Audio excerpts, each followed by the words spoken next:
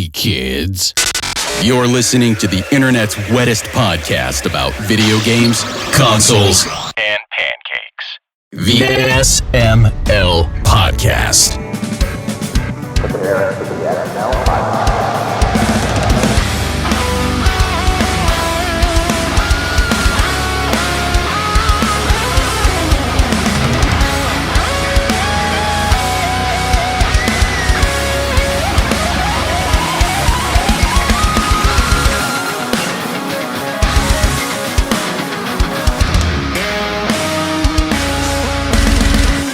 What's up, everybody? This is the SML Podcast. I am your host, Joe. Joining as usual, we've got Aki here at the start of the show. Aki, how are you doing?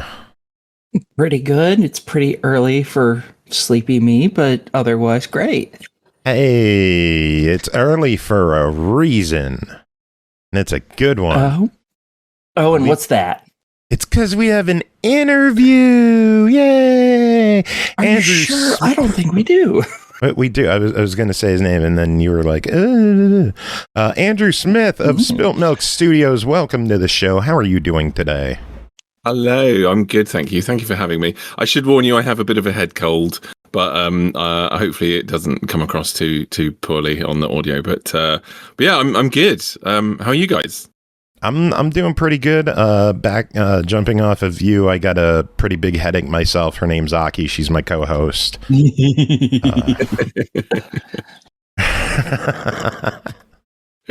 Had to do that.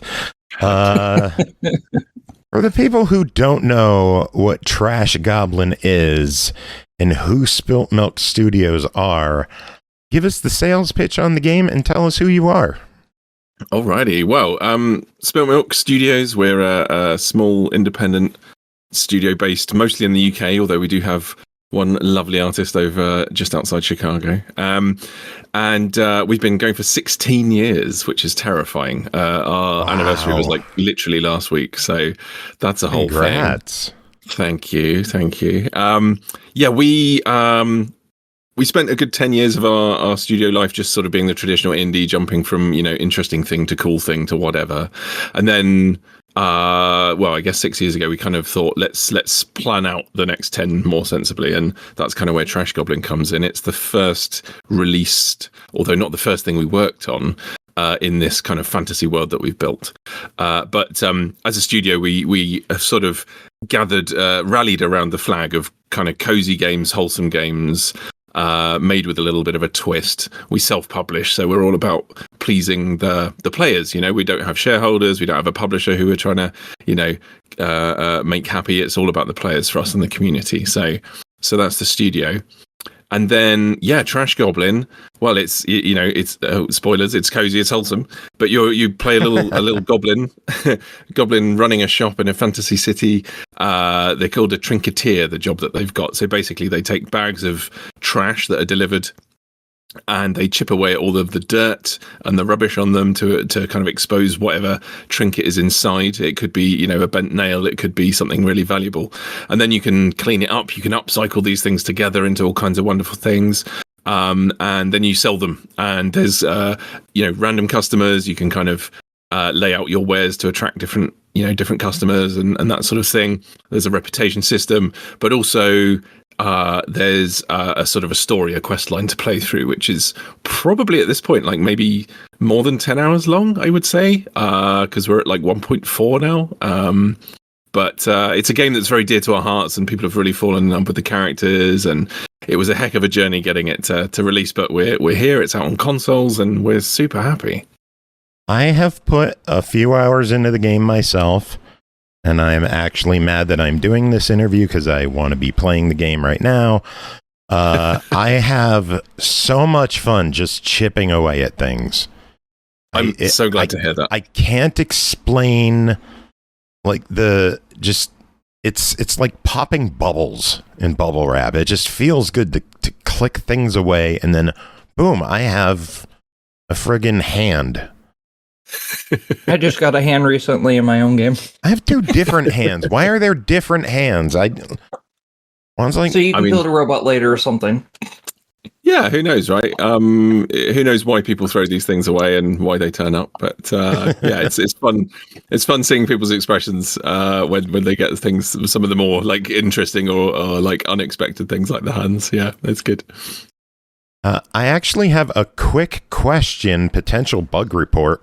One of the doll legs, I think it's not the toad, it was what's the other dolls in the game? There's like a witchy doll, there's a mushroom doll, there's a few dolls now, actually. There's quite a lot. It's like a whole set. I think it was I've only a dragon. found the mushroom one. Is it a dragon doll? There might be. There might be. The I don't know. I wouldn't want to say there foot, isn't. I kept cleaning it. It would max out at 65%. Oh no! Oh no! Toes? Yes. Did you clip its nails? That's the other thing. I did not clip the nail. What that's tool is that in the game? Sadly, that's something we might add as a DLC later. I guess. Yeah, pedicure. Exactly right. Exactly. That sounds like a familiar bug. As in, we've had that on a couple of trinkets here and there. So noted. I will go and check with the team, and we'll probably end up fixing it quite soon. I will double check what the item is after this chat. Matter of fact, just go with that since Joe's already done it. I wasn't going to do this until later. But the beer stein, for some reason, the top can go on or the handle can go on. You can't put both on. Because they both, for some reason, is that a limitation of the tool, slot. though, Aki? Did you upgrade your recycler item? No, I have not, I don't think. Because there you go.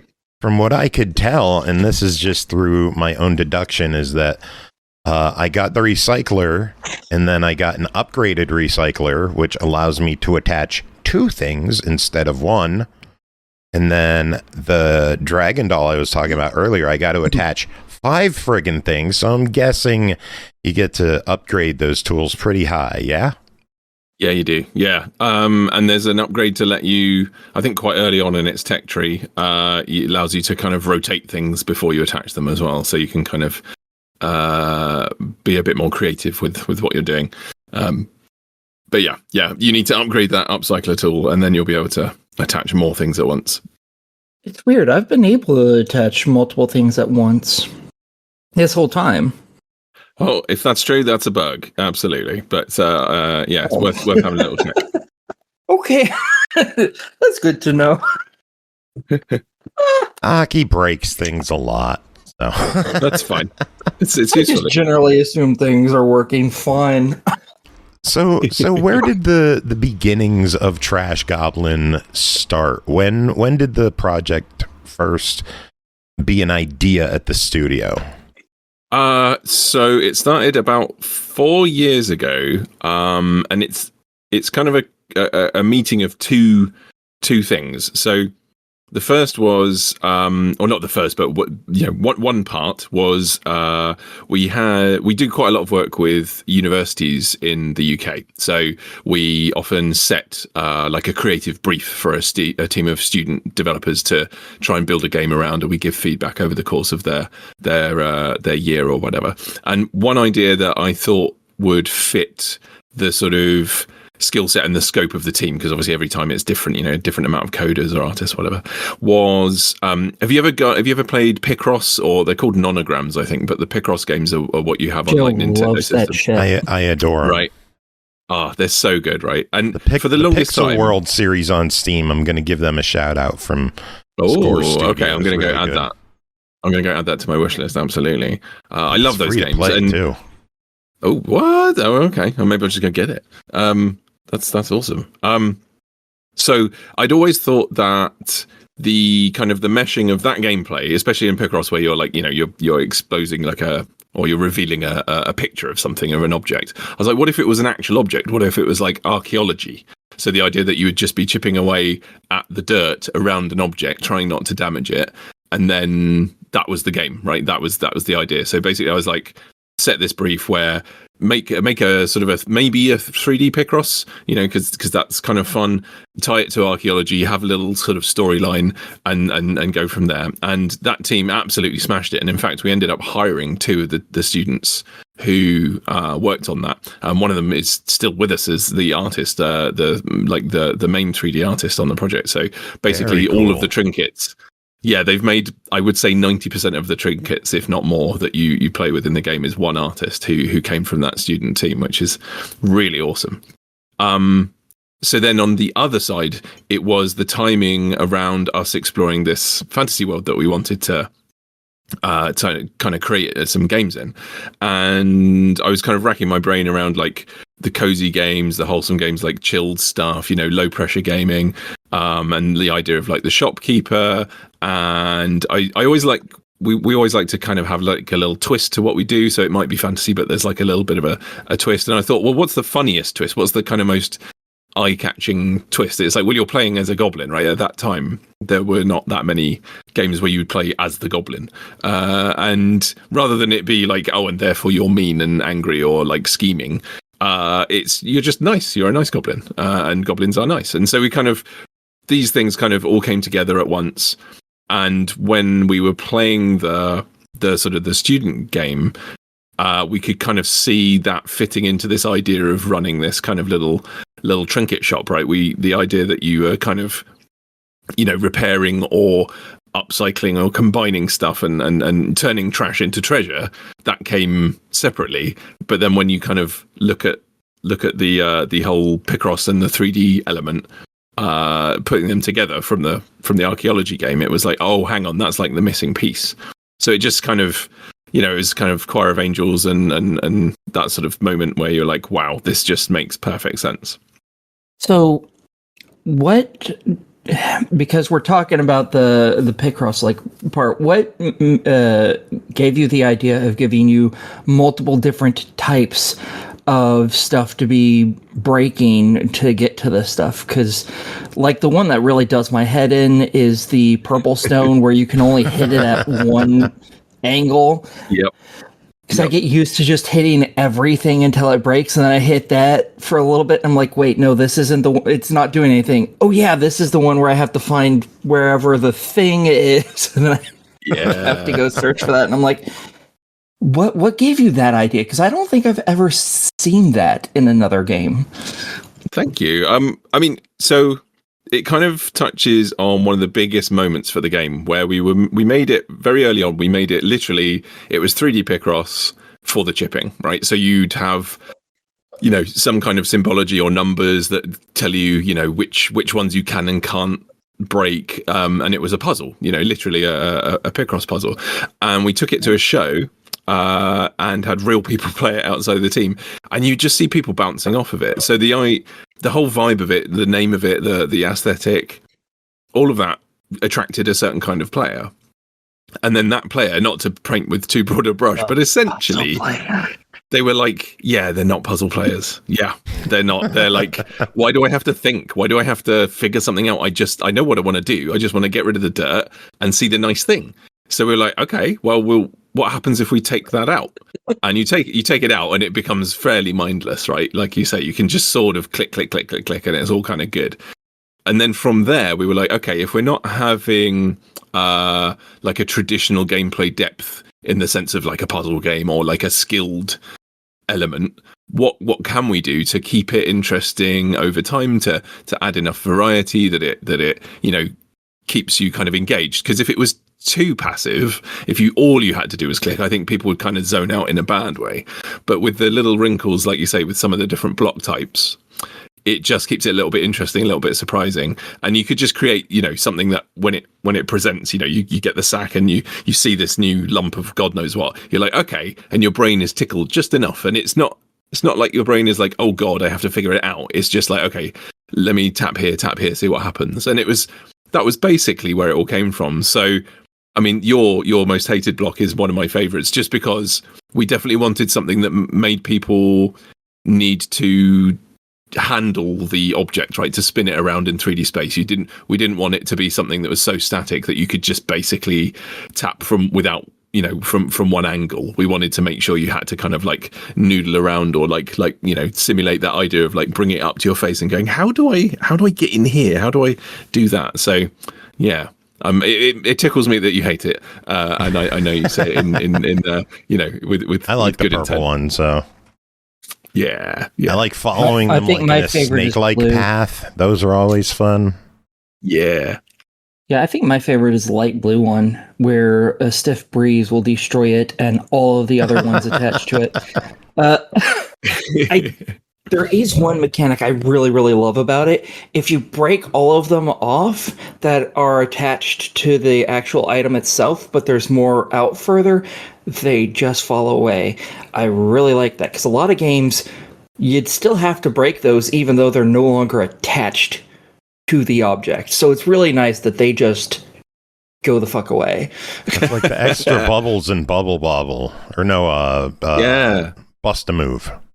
Bust a Move. Yeah, exactly. And it's like what's the word? It's like you feel smart for doing it, right? Like if you spot an opportunity for going, right, if I just chop through this little bit and then all of that's going to fall away automatically, you feel great. And we're like, okay, that's the sort of like, so we're going for like breadth and variety rather than like traditional depth. And that really like that defined for us like a real pillar across the whole game, and hopefully you guys can see that. Like the cleaning, it's not too taxing. The selling, there's no haggling, but you've got a reputation system to consider. It was a real thing that really helped us go, okay, this is what the game is, but also what the game isn't. And that's really important.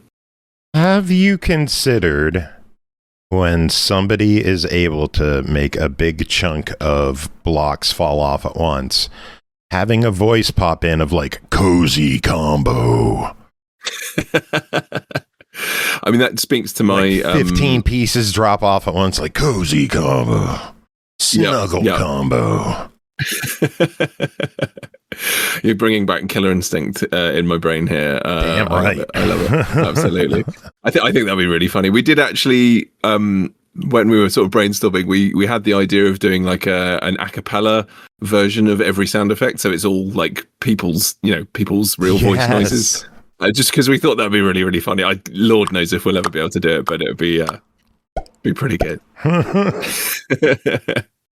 Other dumb noises going on. Love it. Leading into the ASMR crowd, it's all of that good stuff. That'd be amazing. It's like, what was it, the finger gun in Dead Space that just went pew, pew, pew when you shot bang, it? Bang, bang, pew, pew, pew. I fucking love that thing. That's like one of my favorite weapons ever made for a game. That thing's so fucking great. Weapon. So, Trash Goblin. Tell us about the characters in this game, because the Goblin is quite a unique character, and there's a whole cast of crazy characters in this game. Tell us about some of them. Oh my gosh, where to begin? There's so many, right? So, I mean, for context, a lot of them came from our Kickstarter backers. So a lot of the named characters are actually real people or their alter egos, right? Which is really cool. And it was really fun, kind of like working out. The team did all the work today. I'm going to be talking in the first person as if I did it, but like the team did an amazing job of like rolling those characters and their quirks, and what trinkets they wanted to sort of their quest to revolve around into the story. But it was super important for us to be a really inclusive and sort of welcoming game. We didn't want to, we didn't want to just rely on all the cliches. Obviously, you're a goblin, and that's a cliche, but we wanted our little, our twist. You're a nice goblin. Goblins are nice. But we wanted to make sure that, whilst obviously there were kind of humanoid characters, we wanted to explore what else we could do.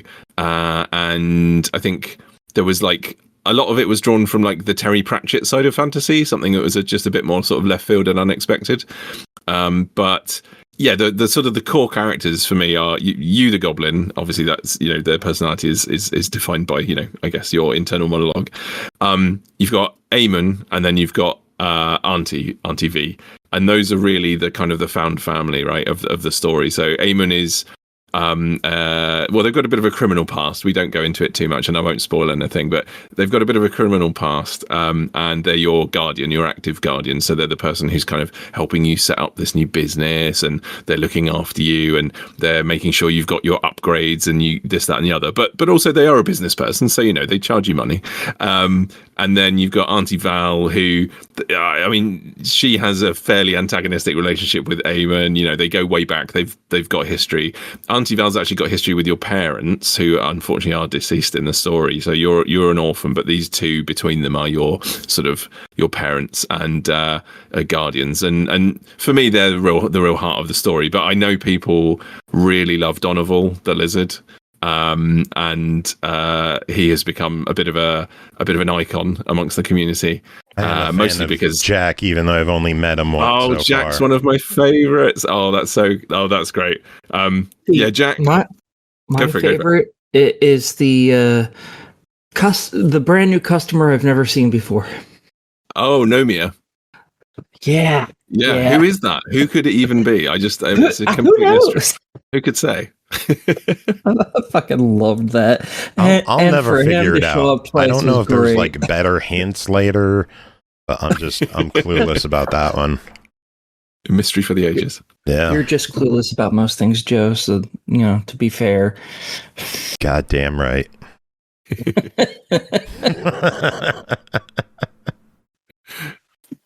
Oh, love it. We have a Lady Magritte joining us. Bri, how are you doing?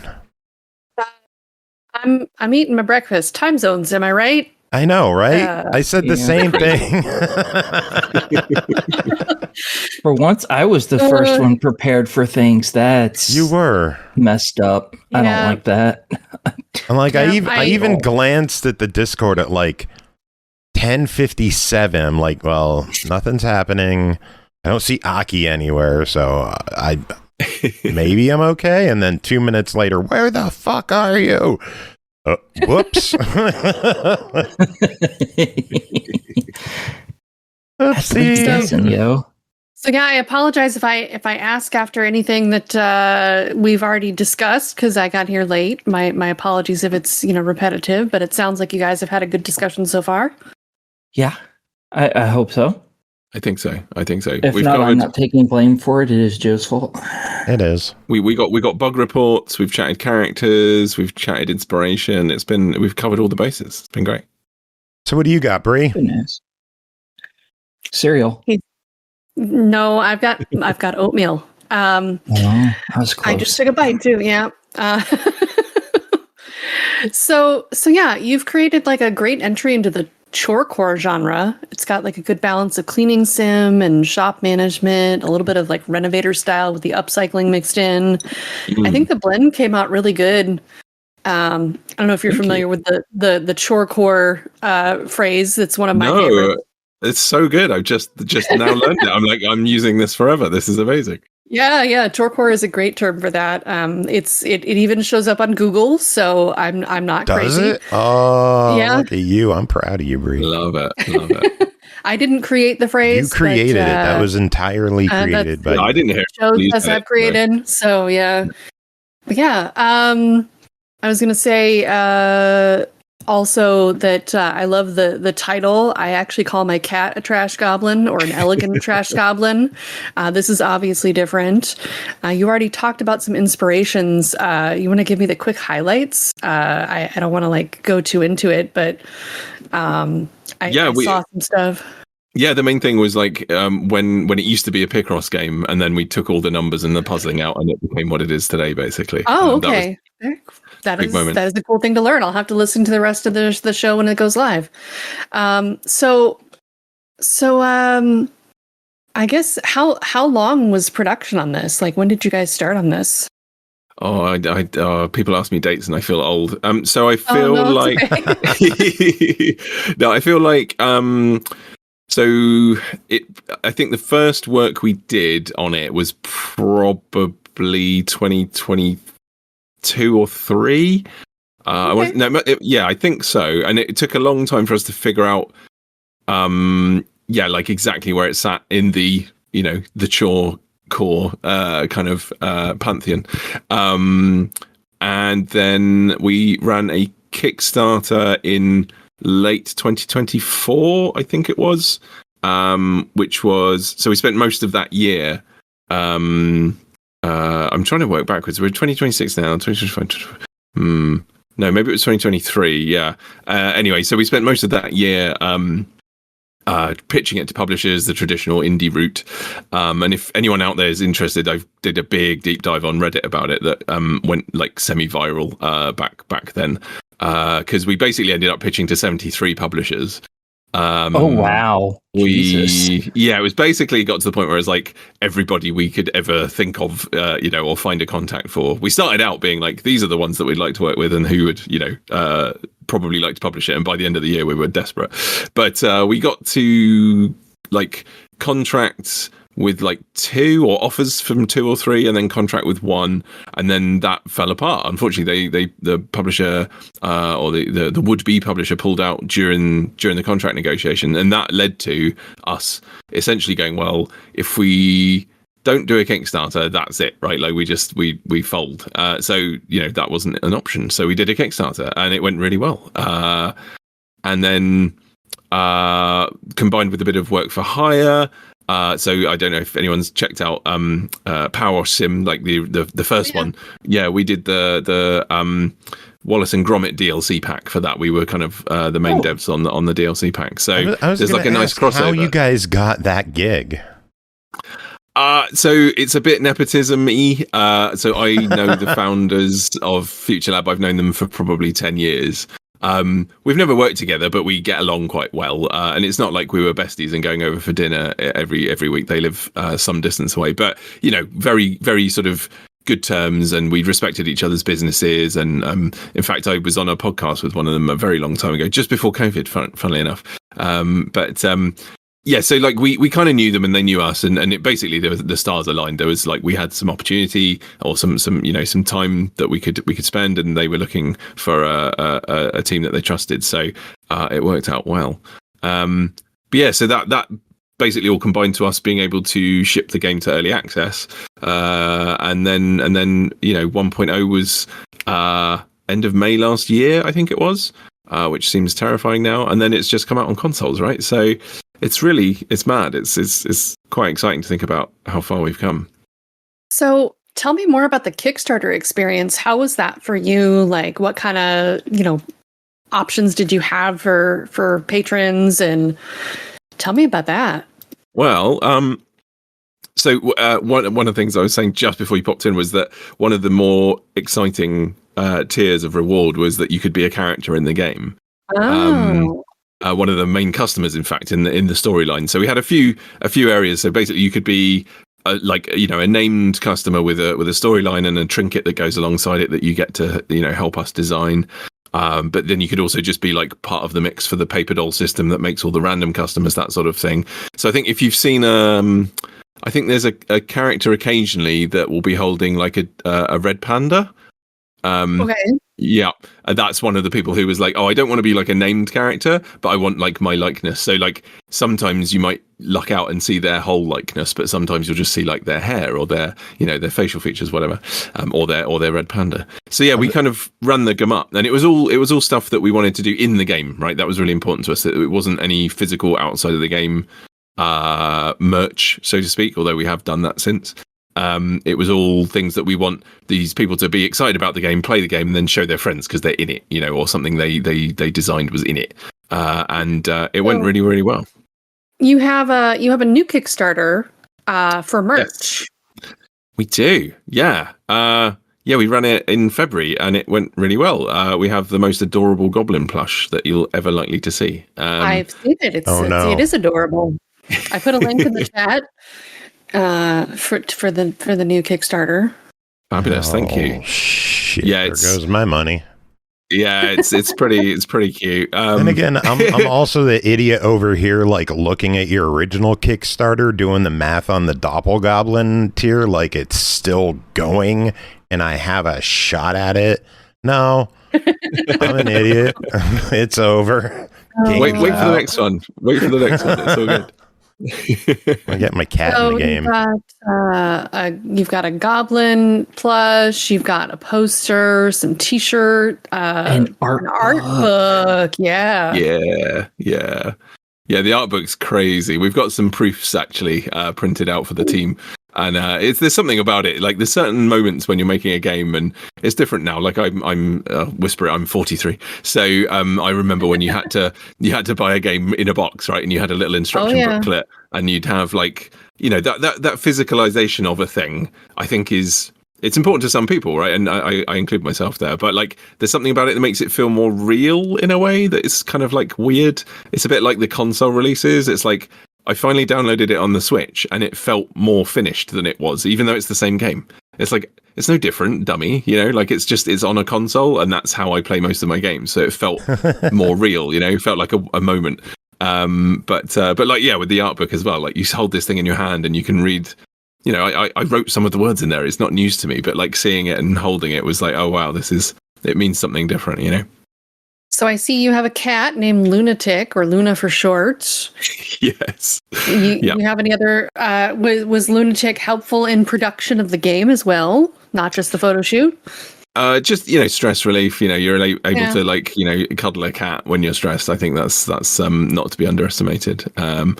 Lunatic actually is named that because they just followed my partner home one evening and moved in, and we're like, who does that?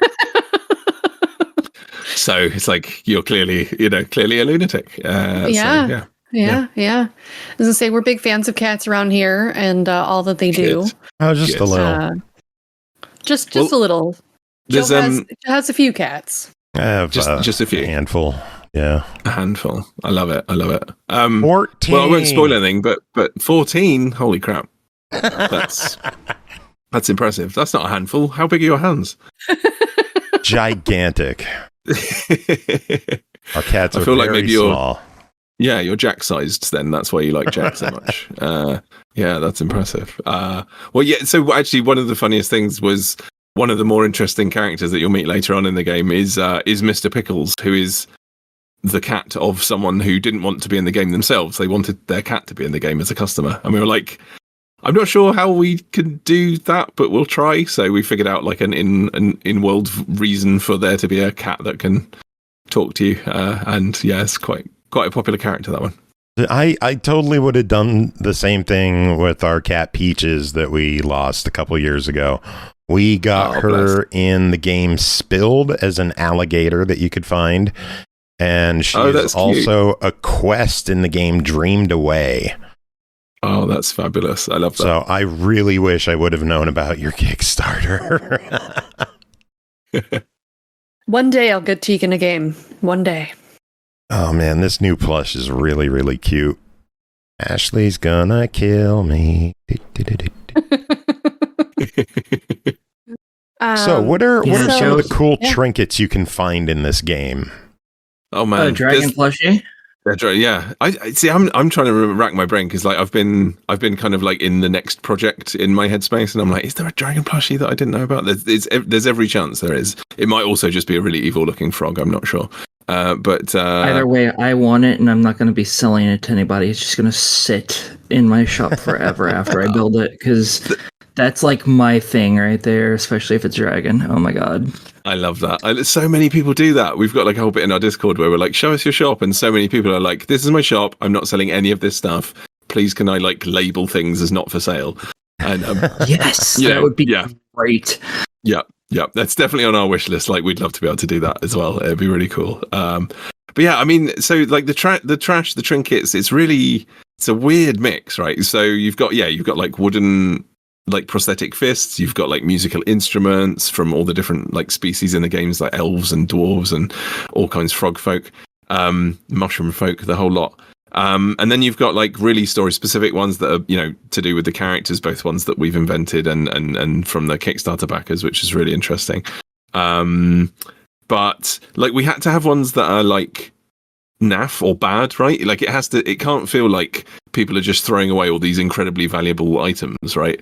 Or losing them, because it just doesn't, it sort of like reduces the impact. So we had to have like a wooden like tankard or a bent pipe, just to kind of give that bit of contrast. And those are probably some of my favourites. Like you're like, why have I got half of a cog? And then you realise, oh, I can use it as like a handle on something, or make it a hat for something else, and that's like where it gets kind of interesting. Aki, I have bad news for you. It wasn't a dragon plush; it's a goblin plush. It's probably still going to be cute enough that I'm not going to sell it to nobody. That's fine.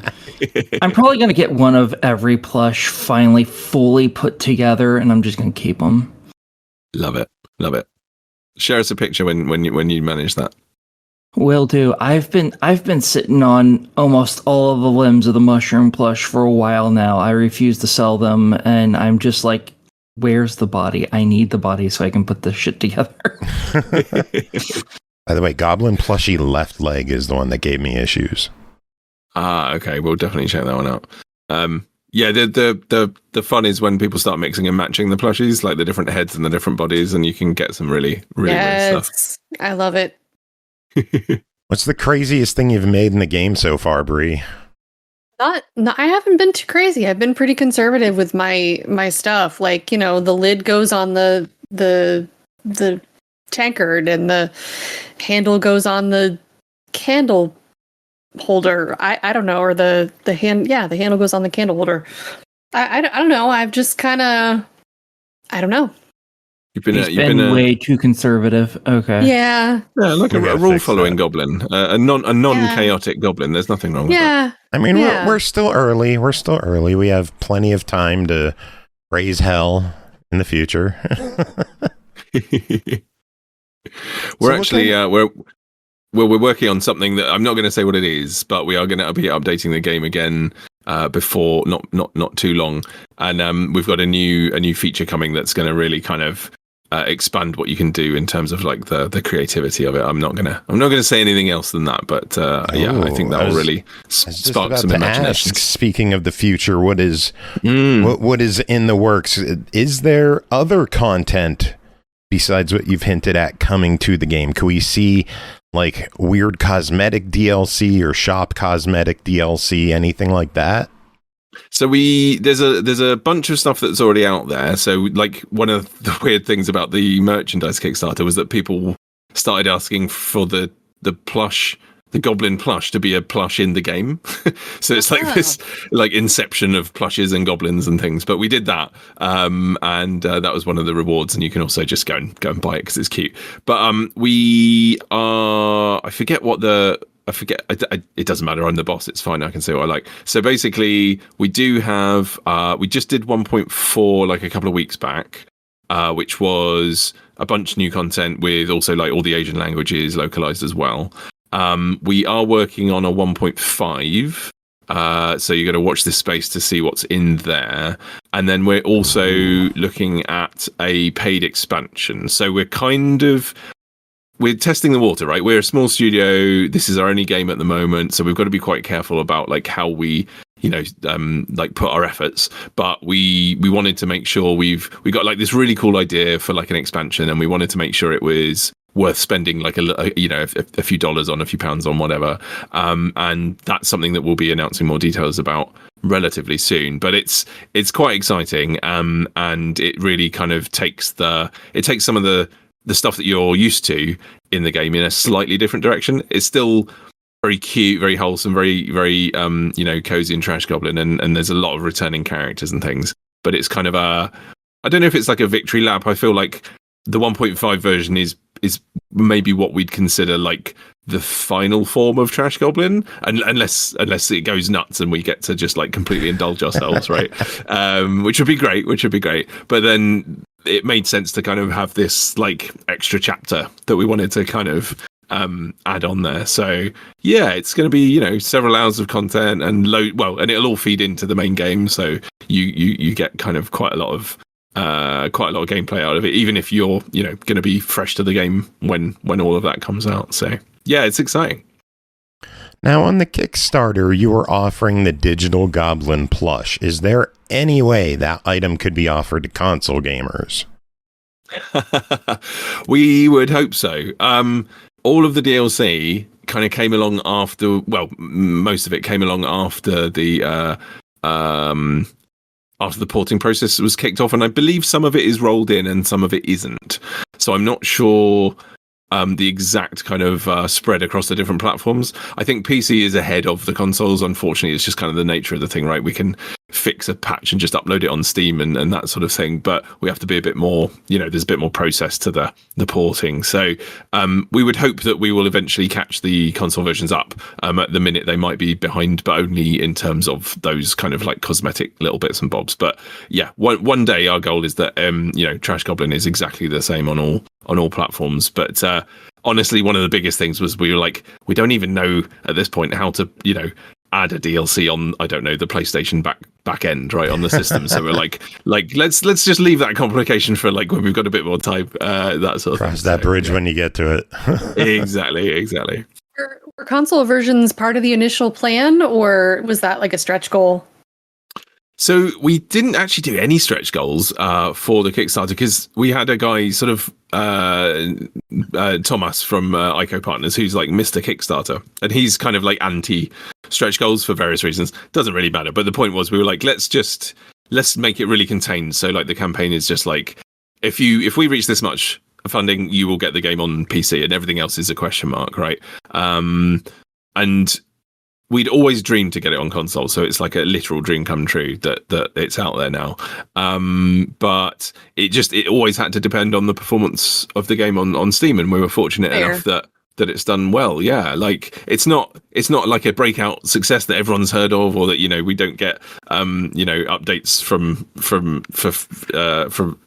free. We can't just I don't know. I saw, what was it? There was an article about an indie dev and why they don't localize their game. And I'm like, that news spot could have been used for some unheard of indie. But because that indie's famous, you kind of get like a free pass, which is, I mean, it's fine. I just want to be there. I'm just a bit envious, But yeah, so basically we've done really well for the team size that we are, and the fact that we're self-publishing it. We control everything, and it's everything's up to us. We don't have to change the game in any way that we don't want to, which is amazing. But it didn't do so well that it was just like, we should absolutely convert this to all the platforms we can. But over time, it's built and built and built, and we just had our second daily deal like a couple of weeks ago, and it like absolutely smashed all of our expectations. So every time we get it out there in front of people in a new way, whether that's like a discount or an expansion or whatever, it just seems to keep finding new fans, new goblins. And that's just like, that's the best. It's so cool. Like knowing that people love it that much is amazing. And then we keep finding more people for our community. And yeah, it's lovely. I actually had seen someone stream it, and that was like a year or two ago, I think. I don't know how long ago it was, if it was a demo, if it was the game, but I was really happy to see it on consoles because it looked really fun. Thank you. Yeah, it's delightful. We're so excited, and we're like, the Switch version, we don't have like touch controls on it yet. Maybe we will. But it's everything. We've had to do everything so carefully, right? Like because of all of our time is just so precious. Mm-hmm. Yeah, that we haven't been able to just like on the Switch. No, unfortunately not. It's basically a console version is like the same across all of them, so none of the platforms really have any uniqueness. But like we're looking at the Switch 2, and like you've got the mouse controls, and you're like, well, hello, like this would be perfect, right? Yeah, there's so much cool stuff we could do with that, and like the idea of the gyro just like rotating the chipping puzzle, right, and then like stabbing with the other one. There's so much cool stuff we could do. So fingers crossed. It just needs to keep selling, and we'll get there. Speaking of mouse controls and preferring console, PC, all that fun stuff, I love the fact that this is a Play Anywhere title on Xbox, and that you get it on Series and on Xbox PC, because I first played it on my Xbox, and my wife was watching Netflix earlier, so I fired it up on my PC, and not only did I get to continue where I left off, but using the analog stick on a controller to rotate an item and using the mouse to click and clean the item, oh my god, it's like a world changer. That's the way to play. I love that. That's hybrid so good. Controller mouse, and it worked really, really well. I love it. You've upcycled two control methods together like a true goblin. I love it. I've not tried that. I need to go and try that. Handle on the goblin it just doll sounds head. so good. He's a unicorn now.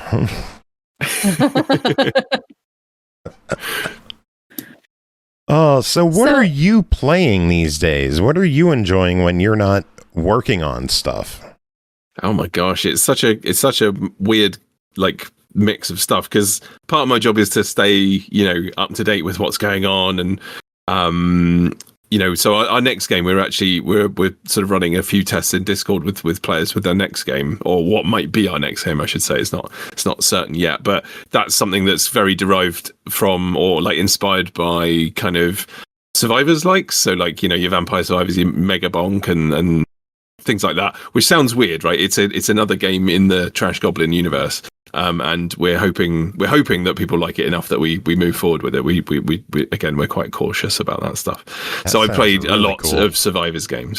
Well, it's like a non-violent one at the moment, so it's all about digging. I won't say anymore. I'll let people go and have a snoop around, see if they can find it or gain access. But Diggy hole. I approve. It's kind of cool. We're quite interested in like the twist that we're trying to bring to that sort of genre. So yeah, I've been playing, like I did basically 100% Mega Bonk when that came out, because it was just the timing was interesting.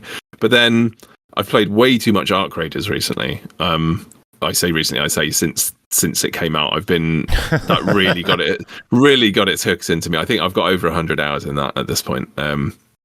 Yeah. That game is incredible. It's such a drama generator. I don't know if any of you have played it. I've played it a little bit. Yep. I've never heard of it. I have sat in a Discord watching wrestling while two of my friends would play Arc Raiders together. And it has led to sound clips like, let's see. Why? That's one of them. Yeah. We had this one.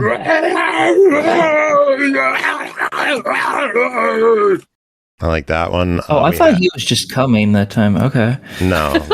We got... Oh, you gotta be fucking kidding me!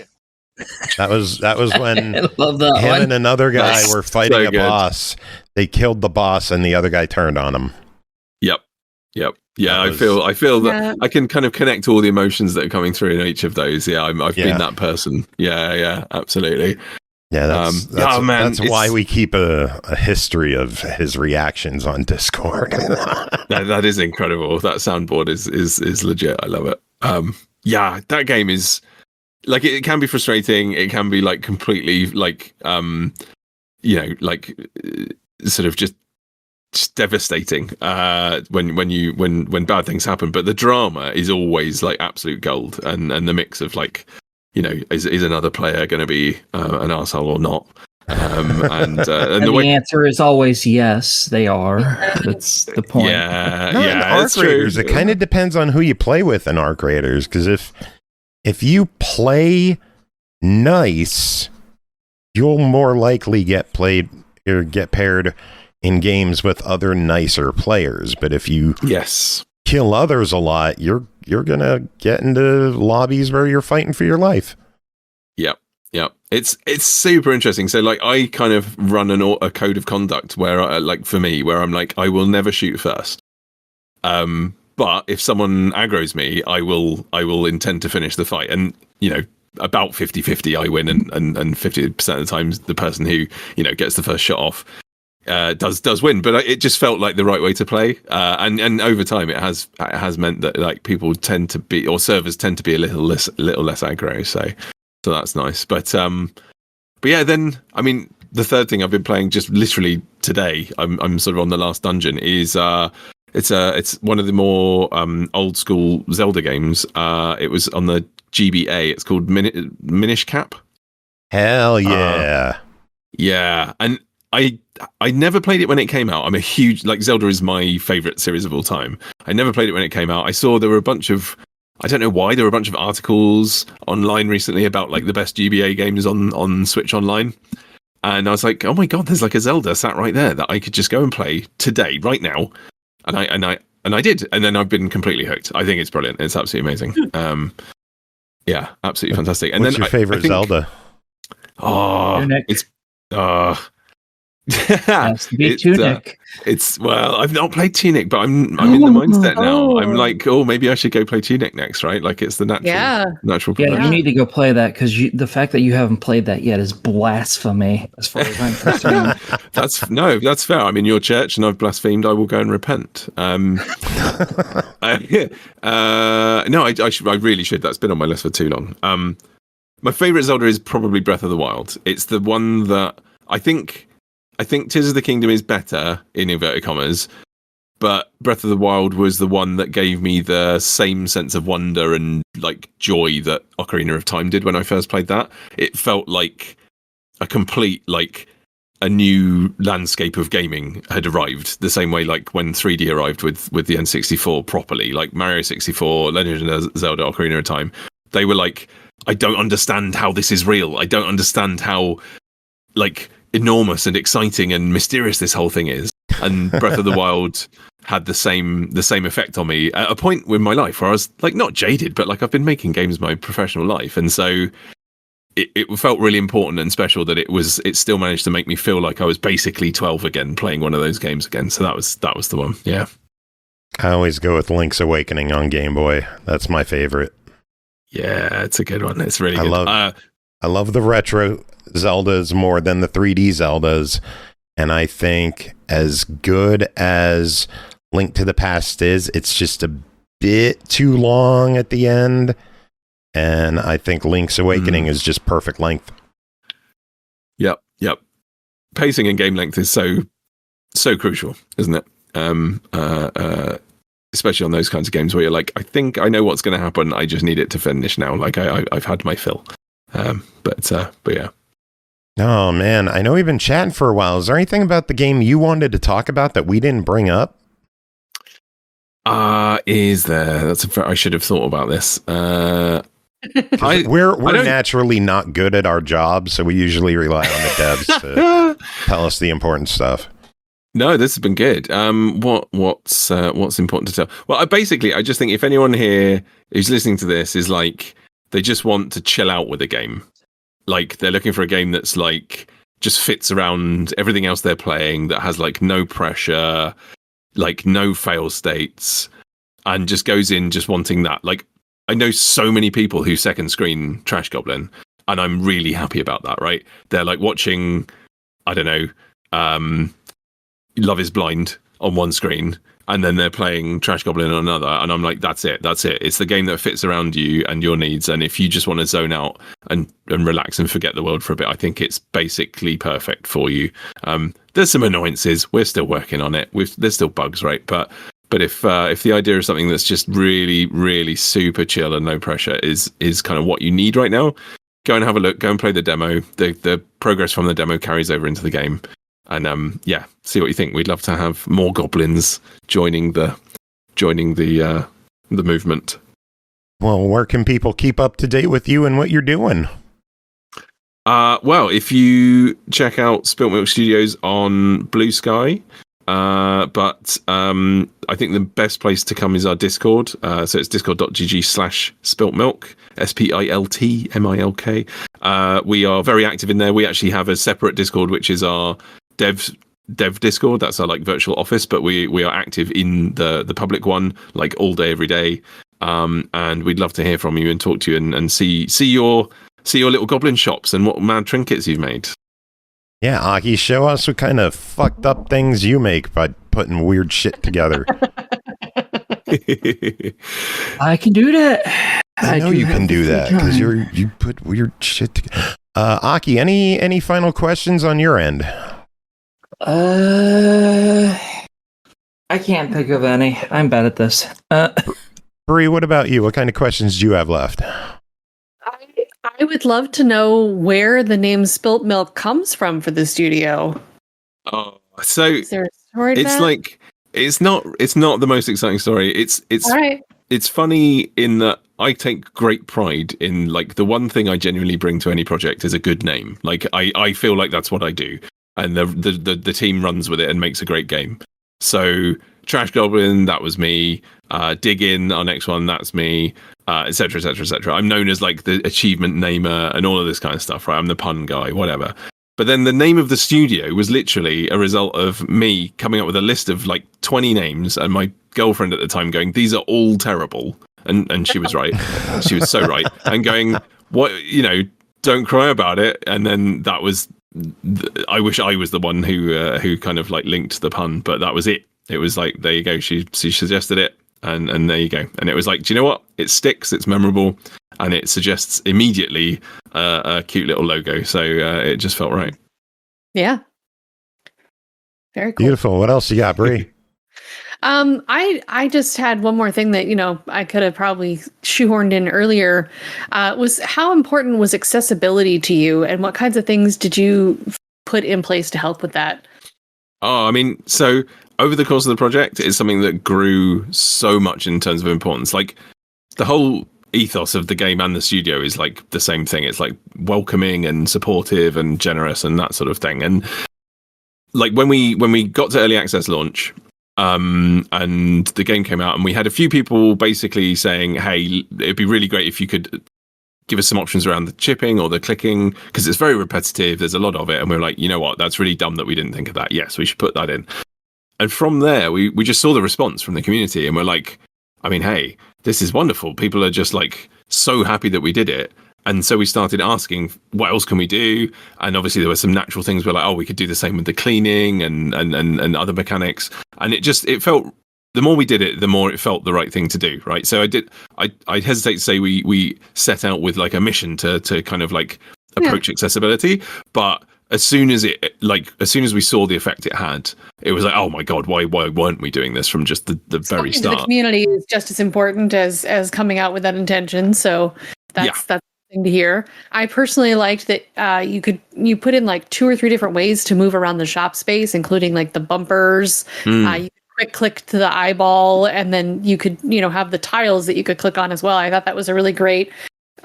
Like lots of options of how to move around the space. I thought that was an accessibility feature as well. So I feel like you did some good stuff in there. I know Aki said she was a big fan of the hover for hover makes my fucking day. Yep. And that's the thing. Everyone ends up having a different favorite combination of ways that they want the game to respond or to be playable, right? And it's just really lovely. Yeah. We even had someone say thank you so much, because they can now basically hold their baby in one arm and play with the other, and we're like, oh my God! I mean, it's so perfect. It's so perfect. Jacob's gonna love this game because he'll get to hold his wife in one arm and play with the other. Yeah. He's always looking for good one-armed games. That's definitely what he's going to be holding. Yeah. Oh come on! He talks about it all the time, Aki. He does. He's always looking for one-armed games to play, so he could just cuddle with his wife on the couch. It's adorable. That's lovely. That is lovely. M317 wants to know, what's your favorite achievement in the game? Oh my days. What is my favorite achievement in the game? What's the most evil achievement in the game? Well, yeah, there's one that's like really mean because it's basically find, clean, and upcycle and sell every single trinket. It's not quite every single trinket, but it might as well be. And that's mean because combined with the RNG, you can't. So there's a system in the game eventually where you can order trinkets from the characters, but they arrive cleaned. So people who are trying to 100% it, they regularly go, oh, great, I'll just use that, and then they realise that, oh no, I actually have to find them, and that feels particularly mean. Yeah. Because I noticed that if I combine the items together, does that count as each one of them being sold, or is that a combination and I have to do each one individually as well as different combos? I believe that it counts all of them as individuals. So, like, if you have upcycled them together, it should count against all of them. If it doesn't, oh, thank God, then then it will be on our list of things to fix. But I believe that is the case. Okay, good, because I have a tendency to just combine everything into something that's clearly supposed to all go together. Yep. And then sell it. I refuse to sell it before then because it just bugs me when they're like, oh yeah, I need a handle. How about I just give you the whole dagger? I'm not giving you just a handle to a dagger. That's stupid. Here's a dagger. Buy it. And they always do. They always buy it. Yes, and I appreciate that. They're very easy to please in the game. Yeah. And the more money I get, the better. I'm cool with that. Right? If only it was like that in real life. Yeah, if only all customers were like that. Well, speaking of money, how much is this game? Where can people buy it?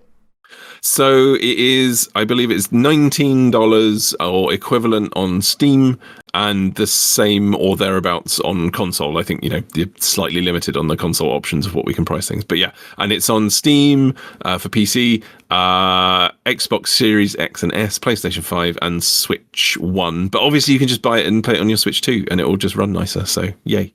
Are you guys going to look into a Switch 2 native version with all the special features and shit?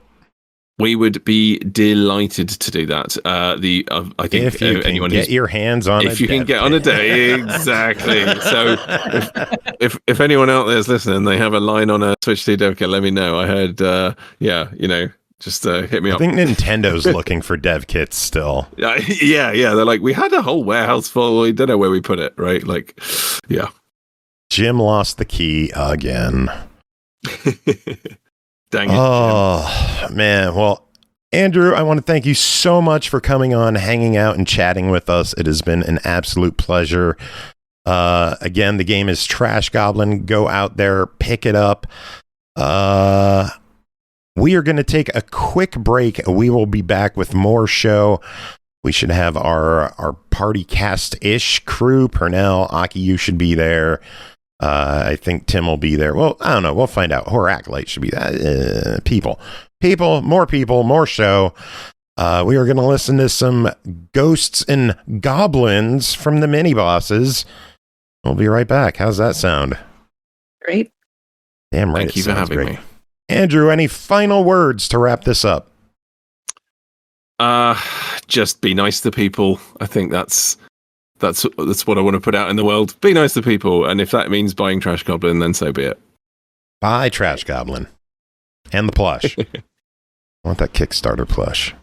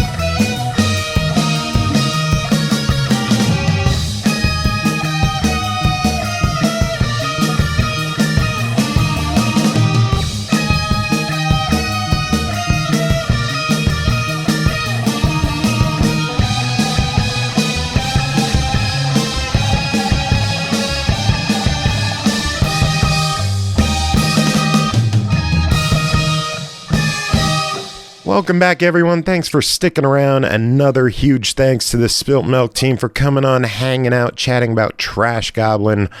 Aki, that was a good time, wasn't it? Yeah. And I actually feel like I did good for once with an interview. You chimed in, you had questions, you done did good-ish.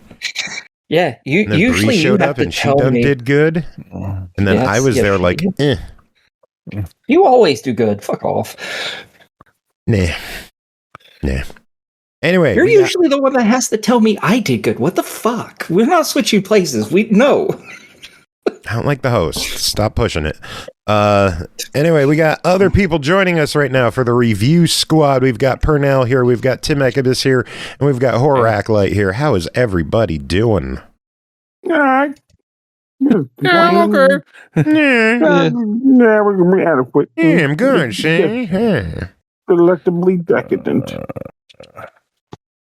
Good Just talk. like Good I talk. want Tim, how's Well, things I'm going gonna on answer that. in your neck of the woods?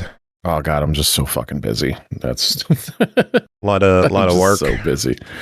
Yeah, a lot of work. Well, it turns out when you have a full-time job and a full-time kid, and you're the president of your union, and you run a martial arts school, you're very busy. Wait, you run a Damn. martial arts school?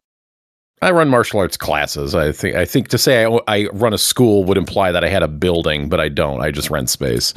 Damn, Pretty that's still freaking impressive. cool. Yeah. You were getting Yes, shit I- done. Yeah, I run. Yeah, and there's been a lot going on on all fronts lately. So yeah. And Wednesday night you watch wrestling. And Wednesday night I watch wrestling. Oh, so that's the good thing going on. Most weeks. Trying to convince Pernell to join us one of these weeks. He should. It's a good time. Even if you don't like wrestling, well, you will shortly after you start watching with us. But it's a good time with fun people. I can appreciate that. It really boils down to just the time. Yeah, time is. As you noted, time is precious and rare. I've been setting aside my Wednesday nights religiously for 6 years now. Since something like that, spring of 2020. Yeah, when I had nothing to do in spring of 2020, we started watching wrestling. It was the thing I looked the most forward to. That is no exaggeration. Was Wednesday nights. It was basically the apocalypse at the time. No one knew what the hell was going on. It was the escape. We had that every week, and watching like clockwork. AEW, and since my schedule has filled up, I have been a hard nothing goes on Wednesday nights unless you held on to that day. Yes, I did, because and occasional Sunday or Saturdays, depending on and the papes. Yeah, absolutely making it for the papes. But I can definitely appreciate that logic. That's me. Like, I have a Wednesday thing where I go to King of Prussia, and I guess every other Wednesday, and then somewhere in 2020, I guess it was 23 when we started doing it. We started doing the alternate Wednesdays to be a thing where hey, all those board games you haven't opened up. None of us, we all have a bunch of open board games. How about we choose this day to just dig one out and remove the shrink wrap and learn the rules and make ourselves play our shit. Do y'all get together and then play it then, or does it just go back on the shelf? We play. Okay, good. No, we play it. We choose 1 week. Each week, one person gets the full reign of the table. So they choose 1 or 2 games that had never been opened before. We bring them out. We remove the shrink wrap, learn the rules, and play the game. Gotcha. I wasn't sure if you guys just hung out at home and were I'm going to open this one today, and then look at the rule book and then talk to each other online that was we fun. do. Back it goes. No. We meet at a specific friend's house. It's not a bunch of it. This book had color and pictures. I like it. All the color, all the pictures. At least the neat pictures. But yeah, man. If you're home before 10 o'clock, jump in and watch wrestling with us. Okay, I'll definitely keep that in mind. If I can pull it off, I'll do it. I'll check it out. There's always an off Wednesday where neither thing happened. So. When's the next King one? Of Prussia. So King of Prussia is the first and third Wednesday, and then the other thing is basically alternate Wednesdays. But what usually happens is when there's 5 Wednesdays in a month, that last Wednesday has nothing. So that ends up generally being the opportunity. I can do something else. All right, April 29th, Pernell's going to watch wrestling with us. Put it in your calendar. Right now, my calendar's my phone. But I say that's true. I'll keep that in mind. Yeah, anytime, man. We'd love to have you. Else I'd love to have some games. Well, you got game. You married. I was trying to segue. I ruined it. Ha ha! In your face. No, I guess instead, Horror Acolyte, how are you doing? Live. People in the house are sick right now, so I'm trying to avoid that. Yeah, it's been bad. My dad had pneumonia there for a little bit. He's still kind of recovering, so he's doing better though. Good. So. No, it was bad. It's good to hear he's on the mend. That is very good news indeed. Playing anything fun lately? A lot of the review game I'm doing tonight, and then on top of that, finished Tells Us a little while ago, which was okay. It ended up being actually kind of disappointing, but it still wasn't too bad overall. I actually bought that hoping it would be good. It looked good. Yeah, I don't want to delve too much into why it was not what I expected, but yeah, it had some shortfalls. I think maybe some misconceptions too, based on pre-described notions for Souls-likes and stuff. A lack of unique bosses. We'll say that was a pretty rough one. Yeah, it has a knack for making it not too great. closed. Yeah, like I don't want to spoil too much in the game, but there's like literally pretty much no boss fights. Like with individualized like characters, it's really weird. I was surprised by that, but anyways, That's very weird. yeah. Just like random guys then as the bosses, or just groups of people? Is it like waves? So essentially what happens is like, yeah, it's like enemies you kind of like see throughout the game already, and then you'll fight kind of additional waves of them, but there's a couple special fights where they're kind of boss fights, but they're like, just because the arena's changed and it's done like in a very stylized way, and those are pretty cool. Like I liked what they did with them, but like there was no like, here's a named character, like a special character, and like you're gonna fight this, special character now. There was maybe something slightly similar to that at one point, but like not really. And I don't know. I was kind of let down by that aspect of the game. Was the game hard? So. That was another issue I had with it, was the difficulty. It has 3 preset difficulties and then a customizable scaling one for a few of the options. I played it on the hardest difficulty for like the presets. And I'm not a Souls veteran by any means. I haven't played any of the FromSoft ones, but I played the Souls adjacent games, and I brute forced my shit like all the way through this game. And I like didn't use any items the entire game. I like didn't use barely any of the power ups for my equipment. Wow.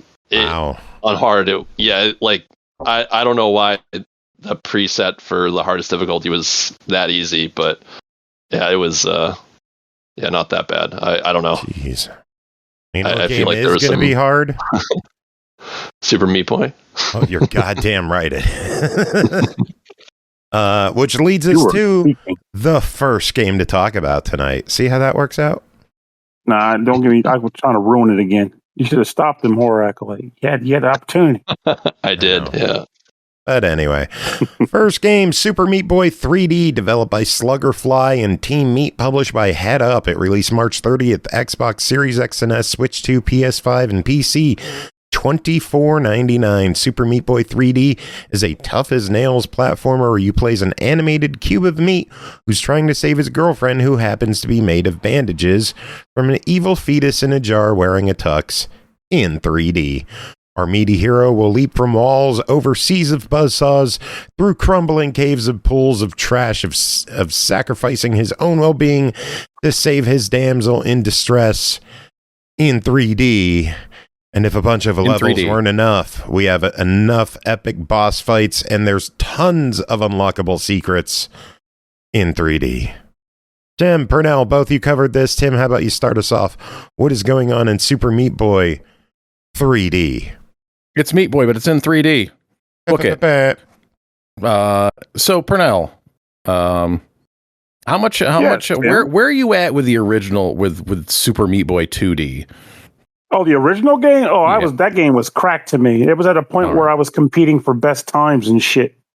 Oh man, if only we'd been Xbox Live friends at the time, because I was doing the same thing. I feel like we must have been, but yeah, I adore Super Meat Boy 2-Dimension Edition. I played the shit out of that game. That's like a top 3 Xbox Live Arcade experience for me. Also, like one of the best game soundtracks of all time. The original one, anyway, at least for me. Yeah.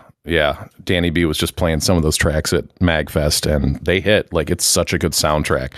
But yeah, I love that game. So just to kind of frame where I'm coming from when it talks to Super Meat Boy 3D, because it's like you're taking, I don't know, it just historically, I feel like when you take a really tight 2D platformer and you try to do similar in 3D, it doesn't work quite as well, you know? Oh yeah. Because it's just the, the controls, the spacing, the dimensions of it doesn't quite hit the same. And for me, like, so this is, it is very similar to Super Meat Boy 2D, like the same structure where you have worlds where there's 15-ish levels and you don't necessarily need to clear all of them to fight the boss. But when you do clear the boss, then you unlock dark world versions of the levels, which are some real deep fuckery. Oh man. But for these, regular level, Meat Boy level, you are trying to get from one end to the other, and really clearing most levels is going to take you, I don't know, 15, 20, 30 seconds, if that. Like, they're not long, but you got to learn. You're going to say 15, 30 tries. Well, that comes later. Yeah, you'll get there eventually. But there's, hazards and traps, and you just kind of got to learn the level. There was, levels, in Light World side where every now and then it's like the magic comes together and I would just ace a level. That's rare. Usually, you're learning the jumps, the timing of the traps, where you got to go, et cetera, et cetera. And, they added from Super Meat Boy. So it is 3D now. And you might have heard, I feel like one of the conceits is that you now have like this air dash, so that you can kind of maneuver yourself in the air more. Like he was pretty maneuverable in the air in 2D Meat Boy, but in this, like, you really get like a lot of hang time to kind of move around and like almost fly around. Like you're almost like fluttering sometimes with the amount of hang time you get, which is interesting because you can kind of, it makes it really easy to skip certain jumps and parts of the levels, just completely skip certain things if you can just kind of mark the distance correctly. You can wall run in this game, wall run, dash, jump, wall run again, just stringing things together. And the whole thing works, I think. What do you think, Pernell? I'll be honest with you, like, I know we'll eventually get to the 2D versus 3D later, but I will say for the sake of just this game, I think it does work pretty well, better than I expected it to. Yeah. Though it doesn't hurt that I play a lot of, like, I've been playing a lot of 3D platformers in recent years too. It's just none that particularly have the Meat Boy grind to them, as it were. No. I will say one thing about the 3D that will either make someone angry or you'll just get used to is the fact that due to it being in 3D, there are certain platform sections or ledges or safe spots on walls that might be more obscured by other elements of the game that will throw you off your rhythm. I found it harder to like read a level just because there was just more stuff on there going around. And occasionally I had trouble just kind of figuring out like where I could go or what was safe or what I could land on, because of that. It just didn't quite read clearly. And especially like if you're moving fast, it almost, creates situations where of course you're going to run into something because you just can't parse out what you're looking at fast enough. Which, dying and retrying is a big part of the original game. Of course it's part of it here, but it creates some deaths that probably you wouldn't have, on the like 2D version. They're less like skill based ones and more just kind of like interpreting the level ones, I guess. Because I will say, like, the first. Oh, sorry. Go ahead. No, go on. I was just going to go back on that point again. Like, the first time I noticed that as being a particular dilemma for me was actually one of the earlier Dark World levels where there were buzzsaws on the ground. Could be any level, really. And the crystals line out, and I was like, how am I supposed to make this jump in a way where I can actually clear these buzzsaws without, screwing up? And the actual, unless that was not meant to be, but I found it, there was a platform behind Crystal that I had to just kind of instinctively try to jump onto and then jump off of that and get across with another air dash. And I was like, I wonder if that was meant to be the way, or if I just came across a way to get around it. But either way, I wasn't expecting to have to jump behind scenery in the actual level to get by. Yeah, and there was times when I feel like maybe the hitboxes of those buzzsaws was a little bigger than I thought they would be, and they were catching me, because, maybe they weren't. Maybe they're just very precise and they're catching like Meat Boy's arm. It's just harder for me to parse it out. But there were some deaths where I was like, I don't really feel like that got me, but it did get me. I will say initially I tried to play this game on Steam Deck, and I don't think that's a great way to play this game. Just with everything crammed down on that screen, it made it a lot more difficult to read levels. I also just, as personal preference, like if a game is like Twitch control heavy, I prefer to have a controller in my hands versus playing it on a portable. Like my hands will get cramped up a lot quicker. That, and if you throw your controller, it's not a $800 handheld. Yeah, I'm not throwing my controller, but I was definitely much more comfortable playing it with a controller on my PC here, like on a full size monitor versus just didn't fit well. It's certainly playable. It was playable. Like I got through the whole first world on the Steam Deck, but even then I was just kind of like, I think I would like this better if it were not on the Steam Deck. Whereas that's usually where I prefer to play. And so this is the thing. I still like the game. I still think it's good, but it's like it doesn't really come close to the same heights as Super Meat Boy 2-dimension version for me, like really in any way. It's still good, but like I said, that's like a top 3 Xbox Live arcade game for me.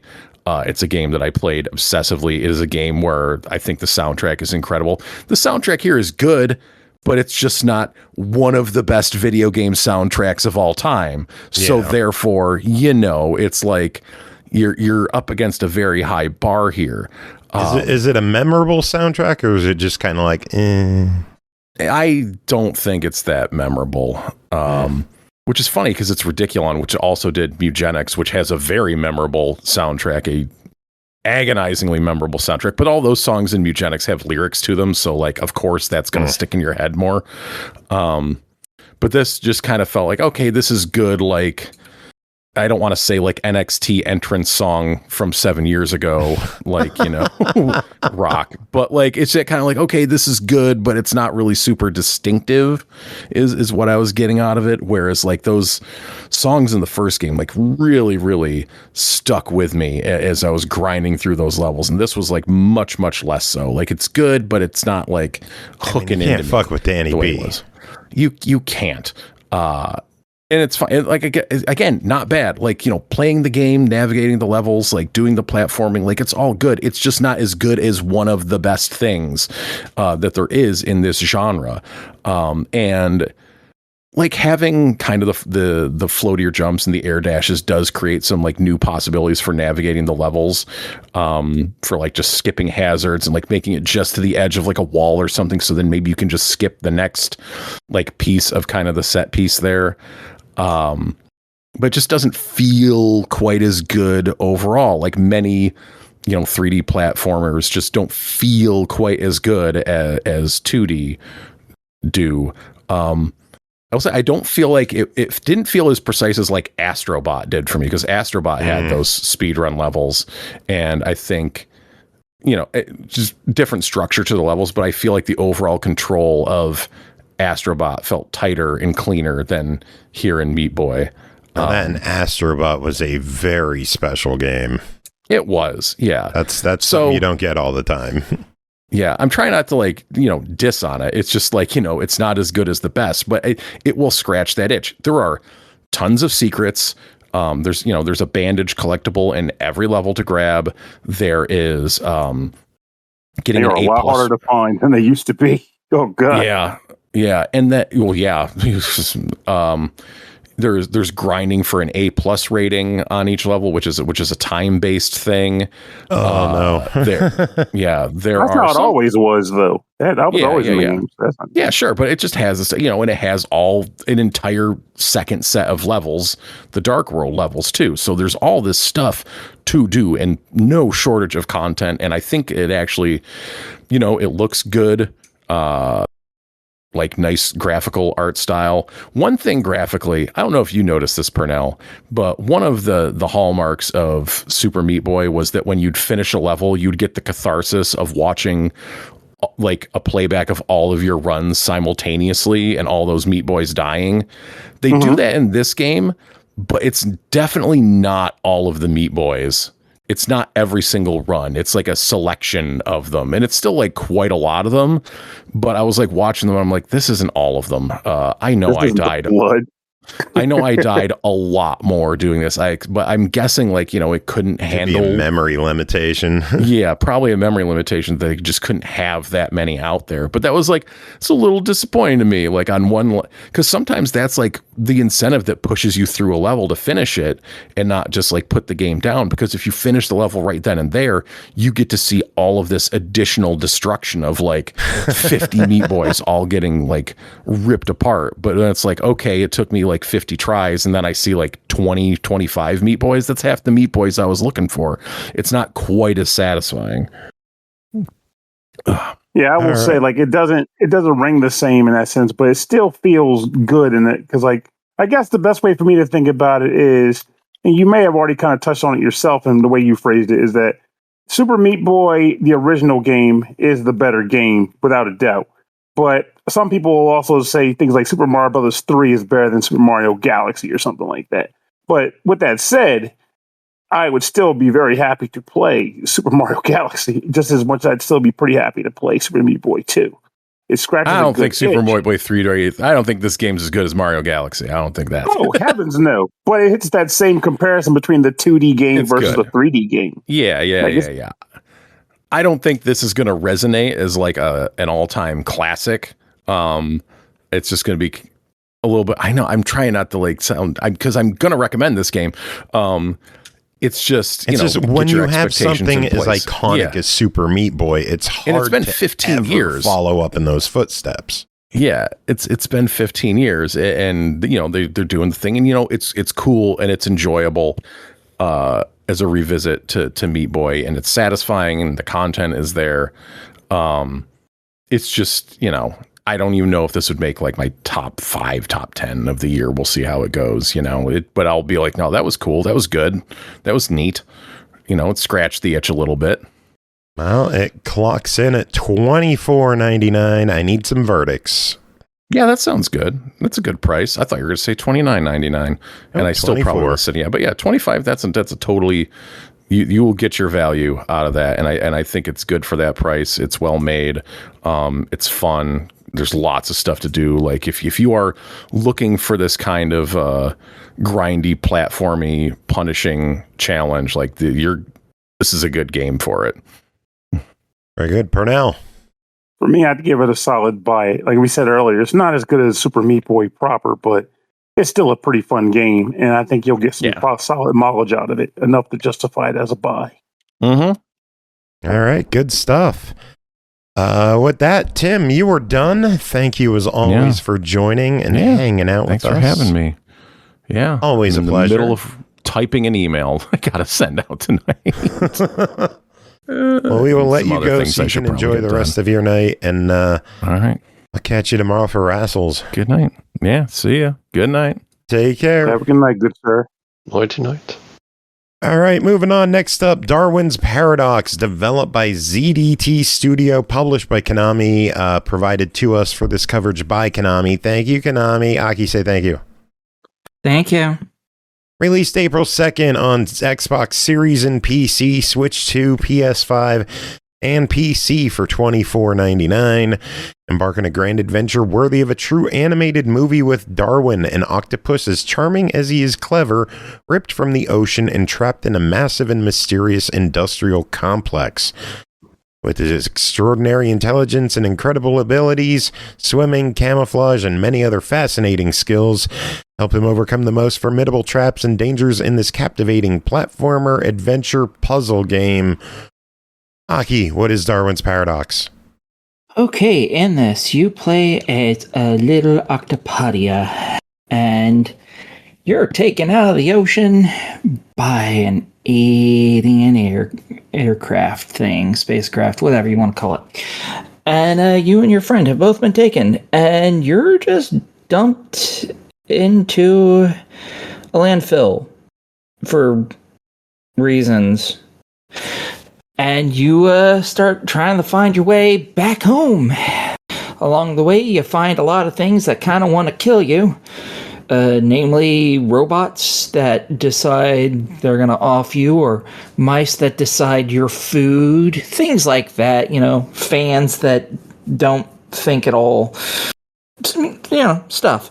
And yeah, you're just trying to sneak your way through everywhere because you don't have any means of doing anything to them. Instead, you have just standard stuff that an octopus can do. You can climb up things because you have suckers on your tentacles. You can camouflage, and you can shoot ink at things, usually to create a more or less smoke screen underwater. And yeah, you're put through various levels in different chapters. There are a fuck ton of chapters because every section is broken down between a bunch of areas. For instance, there's a bunch of levels called Dang This Stinks and Stings, and there's 5 levels to it. There's another one called Kicking Cans. There's 7 levels to it. Within these, you have to sneak through from point A to point B. Sometimes that requires jumping around on things that are moving. Other time, yeah, basically. Other times it means, hiding under stuff so people don't see you and moving them around so that when people aren't looking, so they don't turn around and notice you and kick you back to square one like a bunch of dickheads, which have had happen a few thousand times. Yeah, it's really just a stealth game where you move around. You get the ability to walk on the walls, ceilings, everywhere. If you can reach it, you can probably climb on it, unless you're covered in radioactive goop or something is covered in like oil to prevent you from climbing. So otherwise, everything can be climbed on except for people. Don't try to climb on those. That's a bad idea. They will kick the shit out of you. There's a lot of ways to die in this. A whole bunch of ways to die. Be it from landing on spikes, from robots finding and kicking the shit out of you, aliens zapping you with ray guns, mines blowing you to hell. Is this one of those games that gives you achievements for dying in X many different ways? Surprisingly, no. I don't think so. I can't actually view the achievement list yet. It isn't viewable. However, apparently at least some, if not all of it, has been leaked in the trophies. So from was like one death that got counted for an achievement, but none of the others do, which is kind of a shame. And yeah, so you're going around. Sometimes there's occasionally I guess I'll call it a boss battle, where you have to deal with something, but it's not really fighting it. It's mostly just figuring out how to get the fuck away from it, or how to hide to get around to where you need to go. For instance, in one level, there's a giant fish that's chasing after you, trying to eat you, and you have to figure out how to get out of there. One of the worst levels in the entire game, actually. There's another level where a giant crab robot is chasing after you and destroying the environment behind you, and you just have to basically play keep away from it. Things like that. Yeah, the abilities that you have are not all unlocked from the very beginning, because your Octopodia has had 10 bells of shit kicked out of it and has lost its memories, more or less, at the start of the game. So occasionally in a level, your little character will be like, oh yeah, I remember being taught this. And then it shows a little video of the octopus friend showing you how to do different things, like turning invisible and shooting ink, stuff like that. And then you're able to use it from that point forward for the rest of the game. And those abilities are usually really required really quickly. So yeah. There are typically various ways of dealing with things, which is kind of nice. Not always, but in a bunch of areas there are. In underwater levels especially, because typically you'll find stuff floating around, and you can like block the automated turret's eyesight with it by grabbing onto it and staying behind it so they can't see you as you drag it around. or you can just shoot your ink through and create a giant screen of inky blackness that I can't go through and just go around the other side.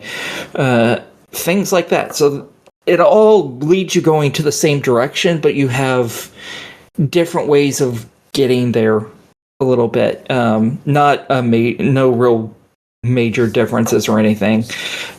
But it still is fun just knowing that you have, I can do it this way or I can do it that way. It's just interesting. It doesn't impact the story or anything. It's just a nice little cool thing that you can do. And there are a shit ton of levels in this.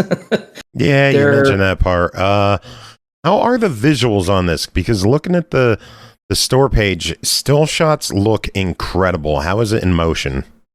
It is fucking gorgeous. Absolutely gorgeous. At least in some areas. Other areas, it doesn't look quite as good, but that's not because it's, bad animation or anything. It's just because the colors are terrible, because it's like an internally industrial area does not look good. It doesn't matter how good your animation style is, a bunch of gray walls and pipes are still gray walls and pipes, True. I'm talking more of like some of the open undersea areas that they showed on the store page. All the undersea areas, except for I think like one, was absolutely gorgeous, and that one was meant to be. It was a real dark area.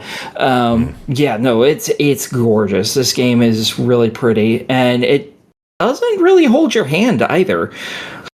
Like, When I mentioned earlier how you could grab like a barrel and drag it down, or you could shoot your ink down, there are a lot of times where you can do that. I never noticed that I could use the ink that way for a very, very long time. I was almost at the end of the game when I realized I could do that.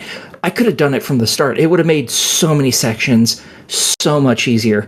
Instead, I was pushing around floating objects that I couldn't grab onto to create dark areas that I could go into to prevent me from being seen. So the game does not really hold your hand. You kind of just figure shit out. Thankfully, a lot of it is pretty intuitive. If you're smarter than I am, it's really intuitive, and that's not very hard to be. So you said even I would enjoy this one. Oh yeah, I honestly, I don't really see very many people who would play this game and probably not be into it, because it's not like it's a precision platformer. It's pretty generous. It is a little finicky on controls every now and then, but that's, the name of the game. It is what it is. Yeah. And it's just all around, it's pretty generous. Like, even when you die, your respawn is usually the beginning of the room that you're in. Once you cross a threshold, you're immediately at a new save point, basically. All right, well, let's talk price on this one.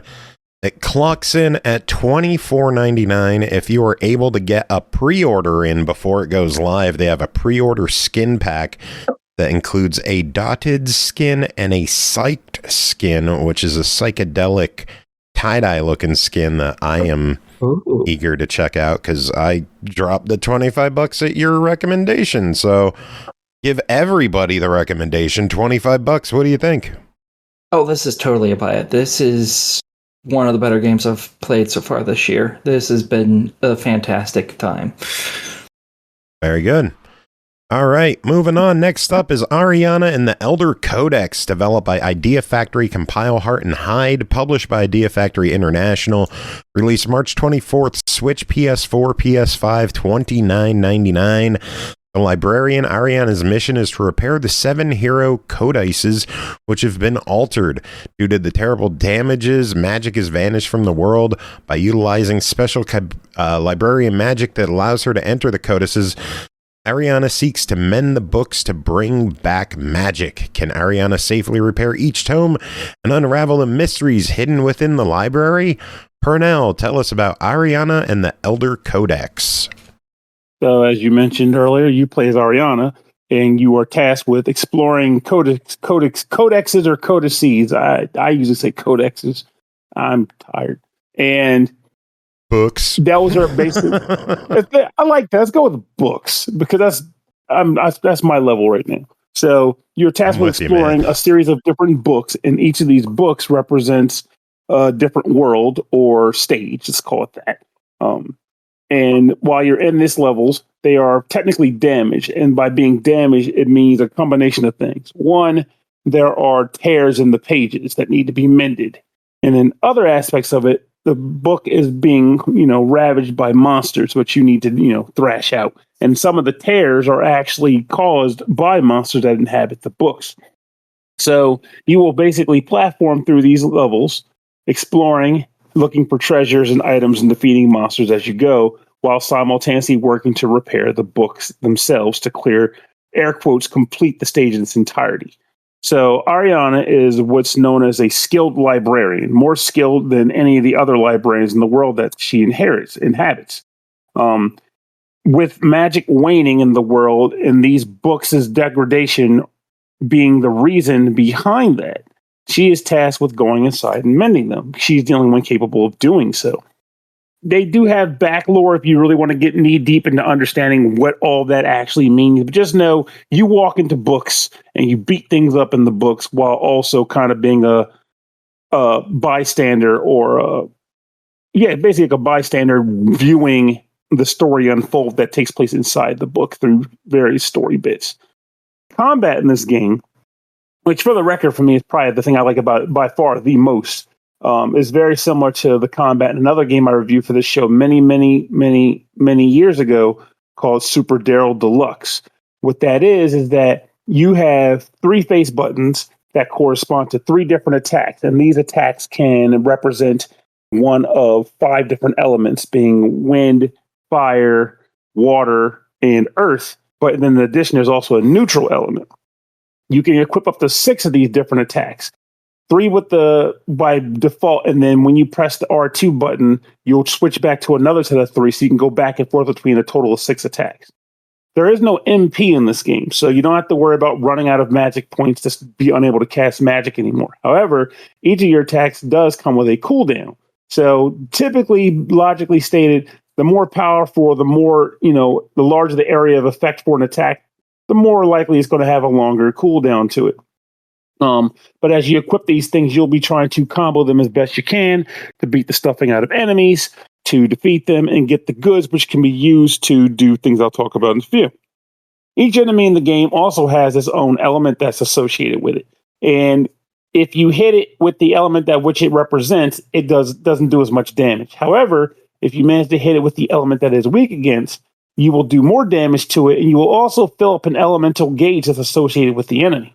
If you manage to max out this elemental gauge, you'll cause what's called an elemental burst, which creates an explosion effect that affects the enemy and things that are located around it. And if you manage to get multiple enemies with multiple maxed out gauges at the same time, you can make quite the hell of a massive elemental burst scheme. In addition to that, as you complete levels in the game, most notably levels that are associated with the 4 elements, you will unlock the ability to charge up a gauge that will increase as you use magic of that corresponding element. And then when it does max out, you can trigger it to do more damage with spells of that element for a period of time. And also it'll kind of mutate the spells of that element to have bonus effects. For example, an early one might be like a water laser that you can fire, but if you trigger the effect that goes into like overdrive mode, I'm going to call it, well, now you fire 2 lasers from the spell, which makes it pretty freaking nice if you're a big fan of that spell, which I am. And that becomes a large part of what makes you decide on how you want to tool out your kit. What spells do you want to take into any given area? Another element that might factor into this is the fact that in addition to the traditional tears, where like you might fight mid bosses or end stage bosses, there are also other tears that can sometimes be displayed or hidden within levels or just in plain sight, depending on the circumstances. Sometimes you have to make them appear by defeating all the enemies on the screen or just get to a special area within the level. These tears have monster gauntlets, and you have a limited amount of time to which to win. I don't know what happens if you let that run out, and honestly, you might not have a finite amount of time. But the reason why I'll never know that is because the game is still technically timing you, and the faster you beat them, the better your rank is for clearing enemies in that tear. And if you manage to get an A rank on a tear clear, you'll get a bonus item element. It might be an item that increases your attack damage, or it might be an item that allows you to buy certain things at the store in the library. There's a number of things you can win, and ultimately you're going to want to win all of them. So if you see a B ranking, just prepare to do it all over again, because you're not going to settle for a B in this game, because B's mean nothing and A's mean everything. Because everything starts with the letter A now. I'm changing it. So at any given point in time, you're free to leave the book, or let me rephrase that. As you explore the level, you'll come across couches, and couches can be sat on to relax and rest your character. In these situations, you are able to save your game. You can also use this at any time to get counseling from one of the characters, one of the NPCs in the game called Davina. And you can also use it to return to the library proper. When you go back to the library, you are able to talk to other NPCs there and learn more about the game world itself. There are books you can read there. And there's also a shop where you can go to spend items that you've acquired to either A, improve and enhance the magic you've got. Like, you might, for example, want to learn a spell in one of the books, more of which will be unlocked as you play through the game. You spend currency on that. You can spend currency to advance the spell to make it stronger, or to unlock one of its side properties or additional properties to make it behave in a different way. You might have a spell that drops balls from the sky at a 45-degree angle, but now you can drop more balls at a 45-degree angle, or it might widen the arc of a spin attack, things like that. All of which are absolutely worth buying and unlocking. You can also spend resources to earn items that you can equip on your character using 5 slots, of which each of the items you can equip, magic items they're called, take up a certain number of bits on it's like an equipment bar. Like a charm might take 2 bits out of 4. And if you equip it, you lose half of the available equip capacity you've had available to start with. Of course, as you play through the game and also do well on those tears, like I mentioned before, you'll gain the ability to earn more slots there, which will allow you to equip more items of stronger properties. So it kind of incentivizes you to kick butt, take names, and grow your character even further. And that's on top of the traditional level of system the game has. I love the game in the sense that I enjoy doing various combo attacks, getting the right set of spells equipped, and then kind of cycling them in a mad frenzy. Though being an old-ass man, every once in a while I could also find myself feeling slightly overwhelmed on like the stuff I got going on. Like, okay, am I set up with the right equipment items while I'm dodging boss attacks or whatever? Am I doing this properly?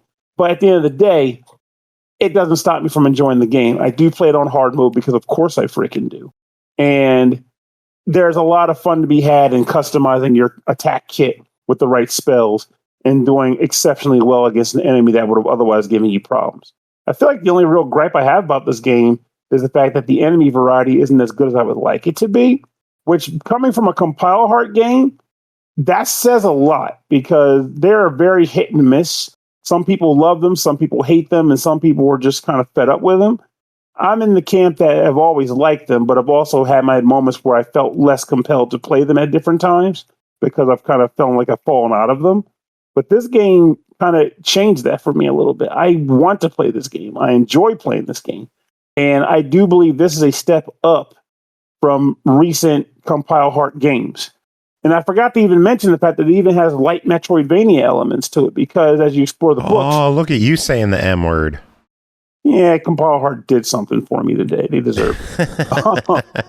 So, well, I'm not going to go so far as to say this is like an intricately woven map with tight corridors and passageways and secrets. I will say there are elements of these levels that you can't always access from the very beginning. But as you progress through the books, you will learn and gain different special abilities. You know, the traditional fare, ground pounds and air dashes and double jumps. You know what I'm talking about. But as you get them, you can go back to previous books that you've already cleared or not. If you decide to leave them early, which I did, I went, got an ability, left the book, got an ability, left the book, and then eventually I just had a bunch of abilities and just like tried to clear the books fully. But you can go back and get items you couldn't have gotten before. Perfectly reasonable, perfectly fun. But all in all, I think they did a great job with this game. It's a beautiful game. The voice work is solid. The music is good. There's no rock going on here, but it's a very easy listening soundtrack with the occasional climactic crescendos for the right battles. I think this is good and an absolute surprise. I was not expecting a game like this to come out at this time of the year in this part of the country from this company, localized entirely on my PlayStation 5. And yet here we are. So, and I think you should play it? I'm not going to be a Seymour Skinner. I think you should play it. I think it'll be worth it to you. All right. Well, it's a $30 game. What do you think of that?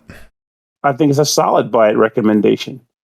Even if you feel like you're typically not a fan of Compile Heart Fair, I think it's worth giving this game a shot. It might surprise you. Very good. All right, moving on. We've got No Skin. Oh God, that's scary. Developed by NoEye-Soft. What is No Skin or Eyes? What the hell? Published by Feardemic. To Brooklyn. Release March 19th is an Xbox Play Anywhere title. Switch, PS4, and PS5 for $6.99.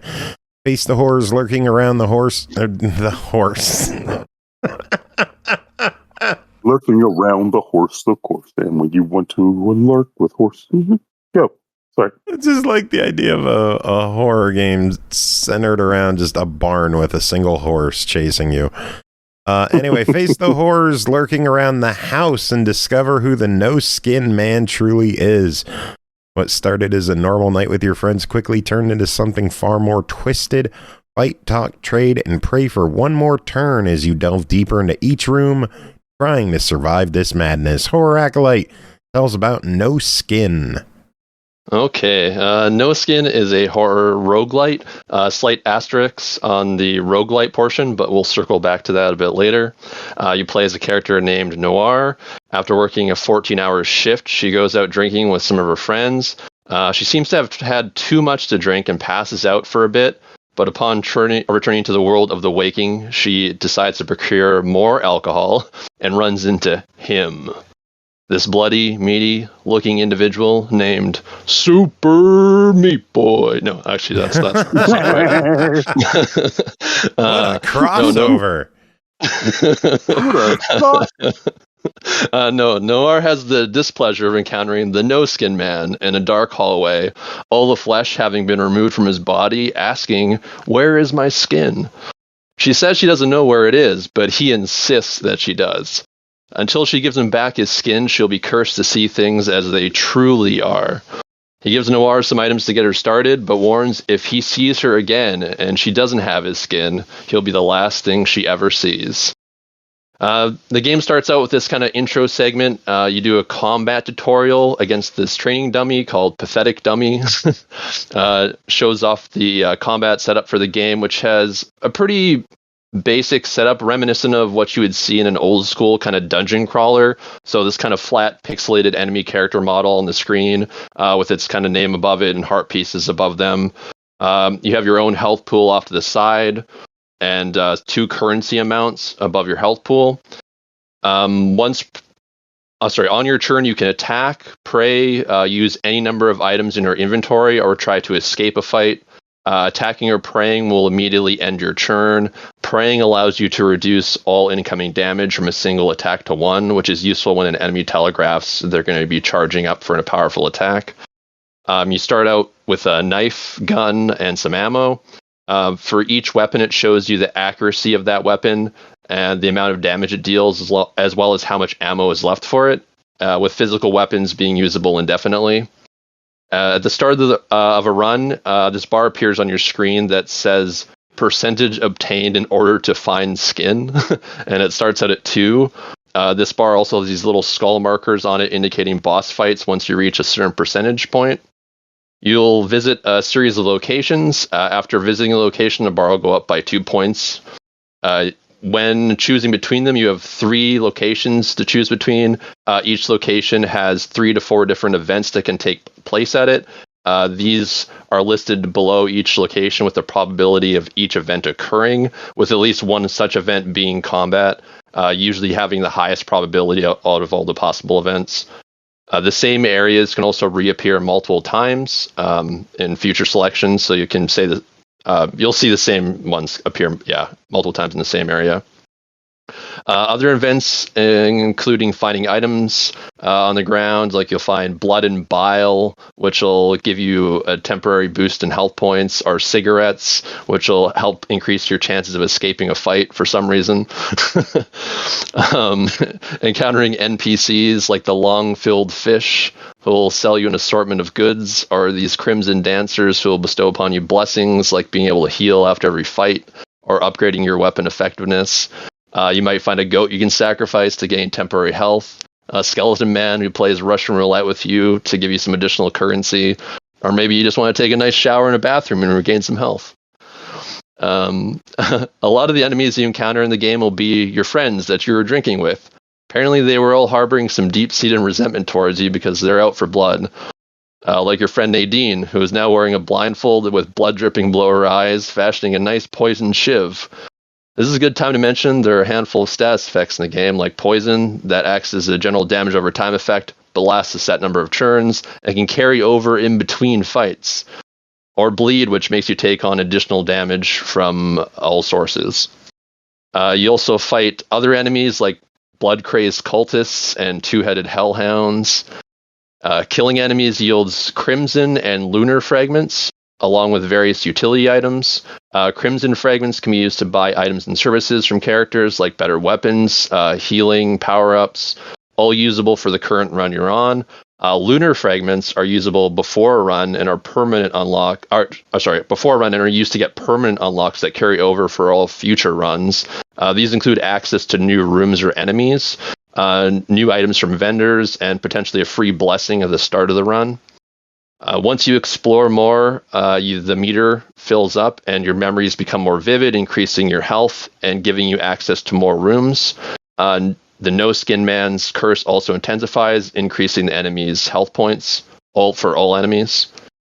As I previously mentioned, reaching certain percentages triggers boss fights. So after beating the first boss, you gain the ability to talk to enemies during encounters. Some engage in casual banter or mainly talk about their desire to see you dead. Others offer insider clues to deal with other enemies or to help solve larger mysteries presented within the game.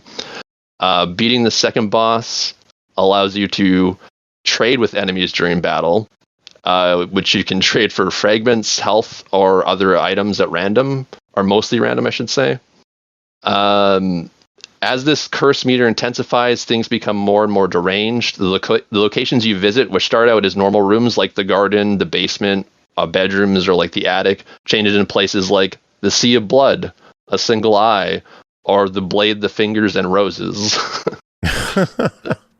Yeah, it's pretty messed up stuff. The visuals for your friends also become more unsettling. They start out somewhere mildly timid. Esther has like a bloodied face, then her name changes to Esther the Throat Cutter, and she has these little bloodied flesh sacks floating above her head. Oh, cute. Oh yeah, they're very cute, very cute. So yeah, all your friends get more deranged like that as you progress through the locations. Once you complete a run, you increase your faith level, which allows you to increase the difficulty of the game.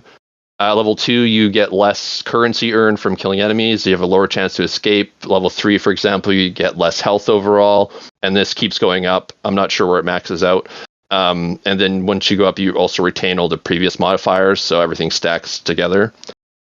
So this is where the game gets interesting. So what I've described up until this point is kind of the general setup for a roguelite game. But in actuality, the roguelite format is used as a baseline to help in what I would essentially call puzzle solving, with the main goal of this game being working out, essentially needing to find the information to get the true ending for the most part, or like a series of different, like, quote unquote, like true endings. I don't know if there's like a pure final one. I haven't got them all myself yet, but there's multiple kind of like endings or mysteries to resolve, I guess. I don't want to spoil too much story-wise, but yeah, everything you do in these runs is, or at least try to do, is like find more information to solve to help you learn more for the next run, or to reach the end point of one of the mysteries, essentially. So I would say so far, being able to find the information has been pretty accessible, and so has like being able to beat the game. Like I almost cleared the like first run, first try, like through the game, which wasn't that difficult. I don't know if I got lucky, but at the same time, it's such a strange game that I feel like there could be a ton of stuff I've overlooked because there's like a lot of cryptic symbols, and like I don't know if they're just there to be cryptic and like make the game seem stranger, if they're like purposeful. So there's still stuff I need to figure out. I know I've got 2 achievements left, but after you've completed a run, you also unlock an alternate mode called the Dream Diary, which has a short lore-based scenarios that you can use to unlock stuff for the main game. And these, will provide insight into like some more of the characters and like, I guess a bit more about their relationship with the main character, among other things. You also get the ability to unlock additional characters who have slightly different starting inventory, weapons, and health points. And they also help you uncover different story elements throughout their run. And their goals might not be quite the same as Noir's, your starting character. When it comes to this one, I love the visual style, the atmosphere, the character models, especially with the evolution of their derangement, are well suited to the gameplay format. The soundtrack strikes a good balance between being unsettling and brooding, while also making you feel like there's this glimmer of hope and kind of wonder. The roguelite structure is basic, and personally I feel like it didn't offer an abundance in the way of variety. That being said, it's still enjoyable, especially for the earlier hours of the game, and it's fairly well put together. The most contentious part of this game is going to be how much someone wants to keep playing through the runs in order to solve all the mysteries or get like a true ending or some type of finality to it. That's fair. Just based on how repetitive it gets. But it's an awkward balance to strike. Like I would say No Skin is very efficiently made, since there's just enough there to keep it interesting as a roguelike game, and not too much so that it becomes cumbersome if you want to play through and try to solve everything. But it kind of does that at the sacrifice of losing like the variety of like what would make a good roguelite seem more fresh each time. So there's a trade-off there, but I think it is well designed to be efficient and for the puzzle solving aspect of it. So all right, take for that what you will. The game clocks in at $6.99. So for $7, is No Skin a no-brainer or a no? You son of a bitch! I wrote that was going to be my thing. I was going to say No Skin is for $6 is a no-brainer. Yeah. Really? Hell yeah! I wrote that Fuck down. yeah! Neither of you are funny. Quit. Go to hell, Aki. I laugh. This game is going to make like my short list for like when I write my top 10 games of the year list. It'll probably be on the short list for that. So. Yeah, it's I don't want to like oversell it, because like the puzzle aspect isn't so amazing that it's like brilliant, but it's like interesting enough that it like is a fresh take on like a roguelite formula that I enjoy. I haven't played anything quite like it myself, so very good. But yeah, it's good. Play it. All right, moving on. Next up, Ink Inside, developed by Blackfield Entertainment, published by Entalto Publishing. It released March 27th on Steam for $9.99. Ink Inside is a cozy and chaotic. Isn't that kind of like an oxymoron right there? Cozy and chaotic, whatever. Story-driven action RPG from X Cartoon Network and horror devs. A unique indie cartoon aesthetic adventure with heart, beat 'em up, and ball combat. Laughably weird items, crazy deep lore, live-action cutscenes, human orchestrated soundtrack, handmade assets, and full VO. Pernell, what is Ink Inside? Interesting. It was made in part by former Cartoon Network people. I didn't know that. Yeah. So, you learned something. Here we go. Let's talk shop about the former Cartoon Network spokes game. So, in the game Ink Inside, you play as a character known as Stick, and he exists in a world of books. This world of books is essentially a box of sketches and art pieces that were drawn by a little girl by the name of Hannah. Hannah is a little girl in our world, the real world, who throughout her life has drawn and doodled and sketched things, whether it was influenced by events in her life or people she met or whatever. And this came together to create this world. And all the inhabitants of this world are parts of that. Now, the game takes place over a series of like live action sequences where you see events that take place in the real world and also the world you're playing in, which is the book world. It is here that the stick is running around and interacting with other characters. And the real crux of it is that unlike the other characters in this world, Stick is referred to as an unfinished.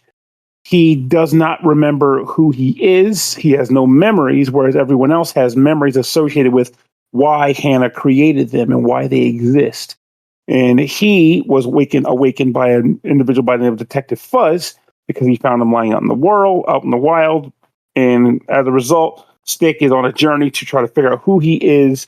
And he has bits of visions of being a hero, so he wants to act upon those visions as well. It's kind of cool how they do the interspersing between the live action sequences and the book segments, because the way that they create this world and the way they give it its predicament is directly tied back to the real world. So Stick becomes a hero by way of the fact that this world is being plagued by something called the Sog. The Sog, at its core, is a leak from the roof that is dripping into the box of books that is in a closet that was placed there by Hannah. So unfortunately, over time, the drippings hit the pages get wet, and characters in this world that get hit by the water become soggy, aggressive, angry creatures who are a danger to everyone. And it also corrupts the world itself. And as you're exploring the world, you may occasionally have to engage with fighting these characters. And for reasons associated with the lore of the game itself that gets told as you play, the fare of combat in this game is dodgeball. Everyone knows about it. Everyone does it. It's not just a weird mechanic they slapped in here. It's well known and established. So when you get into a scuffle with enemies, you will be on one side of the screen, you and occasionally a companion when you meet companions, and the enemies will be on another. You start out with the ability to throw balls, but in this game they're referred to as cores. Balls that, when connected with enemies, have the ability to fill them with ink. Don't ask about the logistics, just know you're hitting with a dodgeball. And that's it. But this is the way to heal sogged creatures of their soggy plight. So in combat, as you're running around, you will hold down the trigger button and then use the right thumbstick to aim, and then eventually launch your attack. Or not right thumbstick, just like your thumbstick in general. And you will launch the attack. So at that point, once you've done that, you will hopefully connect with the enemy. And if you do, you'll do damage and the ball will come back to you. If you happen to miss, the ball will end up being knocked to the ground, and it will have a period at which it needs to recharge itself before you can pick it up and rethrow it again. So that becomes a predicament if you have a bit of bad aim. Watch yourself on that front. Each of these cores also, over time, can eventually have special abilities, which once you've done enough damage with them, you can hit the Y button to trigger that special ability and get a little bit extra oomph out of it. Stick is also a particularly special character. I'm not going to go into all the different battle mechanics. There's a surprising number of them, but the most noted one, due to the nature of the characters, that he also has a special property that no one else in this world has, and that is the ability to break the rules. Breaking the rules being that he can cross the dodgeball line and punch people, something that no one else can do. So once you charge your special meter to its maximum level, that is to say, you decide not to use your special abilities, instead just want to go forward and do this, you can trigger this effect, punch through they call it the invisible wall, and just start wailing on enemies. You can do melee attacks, you can do like launcher attacks and slam attacks and the works, but put the extra bit of hurt on them. But you have to get back to the other side before your timer runs out. I think if it runs out on you, you get kicked back over with a slight penalty. But ultimately, you just want to be back on this side of the line before the power runs out. So there are a number of different combat elements that unlock as you play through the game that make combat a bit more complicated. But for the most part, that is what you're dealing with. And for the most part, it's a pretty engaging combat system. It can get a little bit chaotic from time to time. Unfortunately, for better or worse, I was playing on the Steam Deck, and I would have slowdown here and there from it, which surprises me because this isn't a particularly resource-intensive game visually anyway. But it is I would have listed as slow down bits and verified stuff. too, so that is curious. Yeah, it could have just been might be some patchwork required or something. But yeah, I would have occasional moments of slowdown, most notably in like combat segments where there's a lot of like objects on the screen, and I'm still going crazy with it. But here's a question. I'm looking at the Steam page, and one of the characters says they are the princess of cursing. How did Aki get in this game? Aki wishes she was the princess of cursing because, oh god, this character is awesome. I kid, Aki's awesome too. But not like this. But yeah, honestly, she's a pretty cool character. She's legitimately the princess of cursing, and she swears multiple times in her sentences. And the thing that makes it particularly nice is certain TV shows and games will bleep out dialogue when it's either vulgar or not. And a lot of times you'll find yourself going, that's kind of grown worthy. I'm an adult. I can handle this. But this is one of those nice occasions where the bleeping actually makes it better.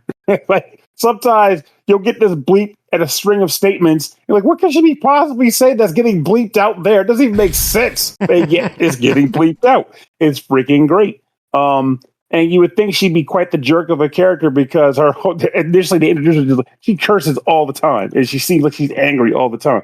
But she's actually a very nice character once you get to know her. She just also happens to be based around the fact that Hannah had a thing for cursing at one point and wanted to make a character specifically devoted to swearing. It's glorious.